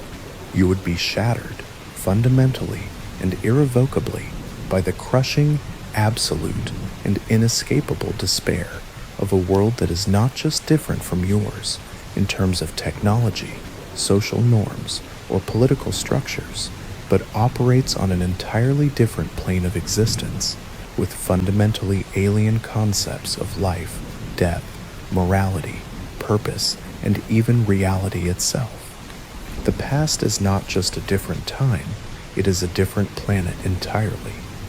You would seek rational explanations for the rampant plagues where there were only divine mysteries to be endured. You would search for scientific causes while they searched for signs of sin, or the return of ancient Roman prophecies. You would not just be fighting for your physical survival against overwhelming odds. You would be fighting a losing battle against the very mindset, the very worldview of an entire era. Your individualism would be seen as arrogance, your desire for privacy as suspicion, your cleanliness as a strange obsession, and your questions as heresy. You would be utterly out of place, utterly exposed, and utterly doomed. Thank you for joining me on this bleak but hopefully profoundly enlightening journey. We often look to the past with a sense of nostalgia, perhaps yearning for a perceived simplicity, a return to roots, but it's crucial to truly understand the brutal, unvarnished realities that our ancestors endured, and to cultivate a deeper, more profound appreciation for the incredible, unprecedented, and perhaps incredibly fragile world of safety, sanitation, knowledge, freedom, and human rights that we now inhabit. If you found this exploration valuable and want to see more historical deep dives that fearlessly challenge our modern perspectives and shatter comforting myths, please make sure you are subscribed to the channel. Hitting that notification bell also ensures you don't miss our next deep dive into the darker corners of history. Sharing this video with someone who romanticizes the past, who genuinely thinks they could survive or thrive in the Middle Ages, also helps immensely and sparks important, uncomfortable conversations. History is not just a dusty collection of dates and kings. It is the raw, often uncomfortable, yet always compelling story of human struggle, resilience, and evolution. And by understanding it, by truly confronting its harsh truths, we can better understand ourselves, the incredible progress humanity has made, and the precious, delicate world we live in today. The cavernous, hallowed grandeur of Westminster Abbey. On this particular, extraordinary autumn morning in 1396, is a living, breathing entity. Forget the hushed reverence of a modern tourist visit. The solemn, silent monument it stands as today, its ancient stones worn smooth by the ceaseless passage of centuries and countless feet. Instead, conjure it alive, throbbing with the vibrant, tumultuous, and often brutal spirit of the late 14th century. The very air within its monumental, soaring stone walls, typically cool and still, is thick, almost palpable, with a complex, dizzying tapestry of interwoven scents, the sharp, metallic tang of cold, damp stone, the heady, earthy perfume of freshly cut rushes meticulously strewn across the flagstone floor, the cloying, almost suffocating sweetness of thousands upon thousands of flickering beeswax candles, their collective glow battling the dim, gray light filtering through stained glass windows, and subtly, almost imperceptibly, the nervous anticipation of 1,000 onlookers, a collective breath held in the vast, echoing naive, a tangible energy that precedes a momentous, destiny-altering event. It hums, almost vibrates, with a ceaseless murmur of hushed whispers that ripple through the packed gathering, punctuated by the luxurious rustle of silks and velvets, the coarser rasp of wool and linen, and the occasional jarring clank of a knight's armor as a guard shifts his weight. It is the chilly morning of November 13th, 1396. Across the entire expanse of Western Europe, two great powers, two ancient kingdoms, England and France, bitter, bloodied enemies for over half a century, in the devastating, seemingly unending saga of the 100 Years' War, are attempting to forge a fragile, desperate truce, a peace treaty so desperately sought, so strategically vital, that it is to be sealed not merely with ink on parchment, not just with solemn oaths between seasoned diplomats, but with the fragile, almost sacred innocence of a child. On that cold, momentous, and utterly surreal day, a grand, stately procession slowly, deliberately makes its way down the ancient, deeply worn aisle. The echoes of their footsteps are swallowed by the overwhelming vastness of the cathedral's nave, absorbed by the heavy hangings and the murmuring crowd. At its head, striding with a curious, almost contradictory blend of inherent regal authority and a discernible weariness that seems to cling to his fine robes, resplendent in gold brocade woven with intricate patterns, trimmed with swathes of precious ermine fur, walks King Richard II of England.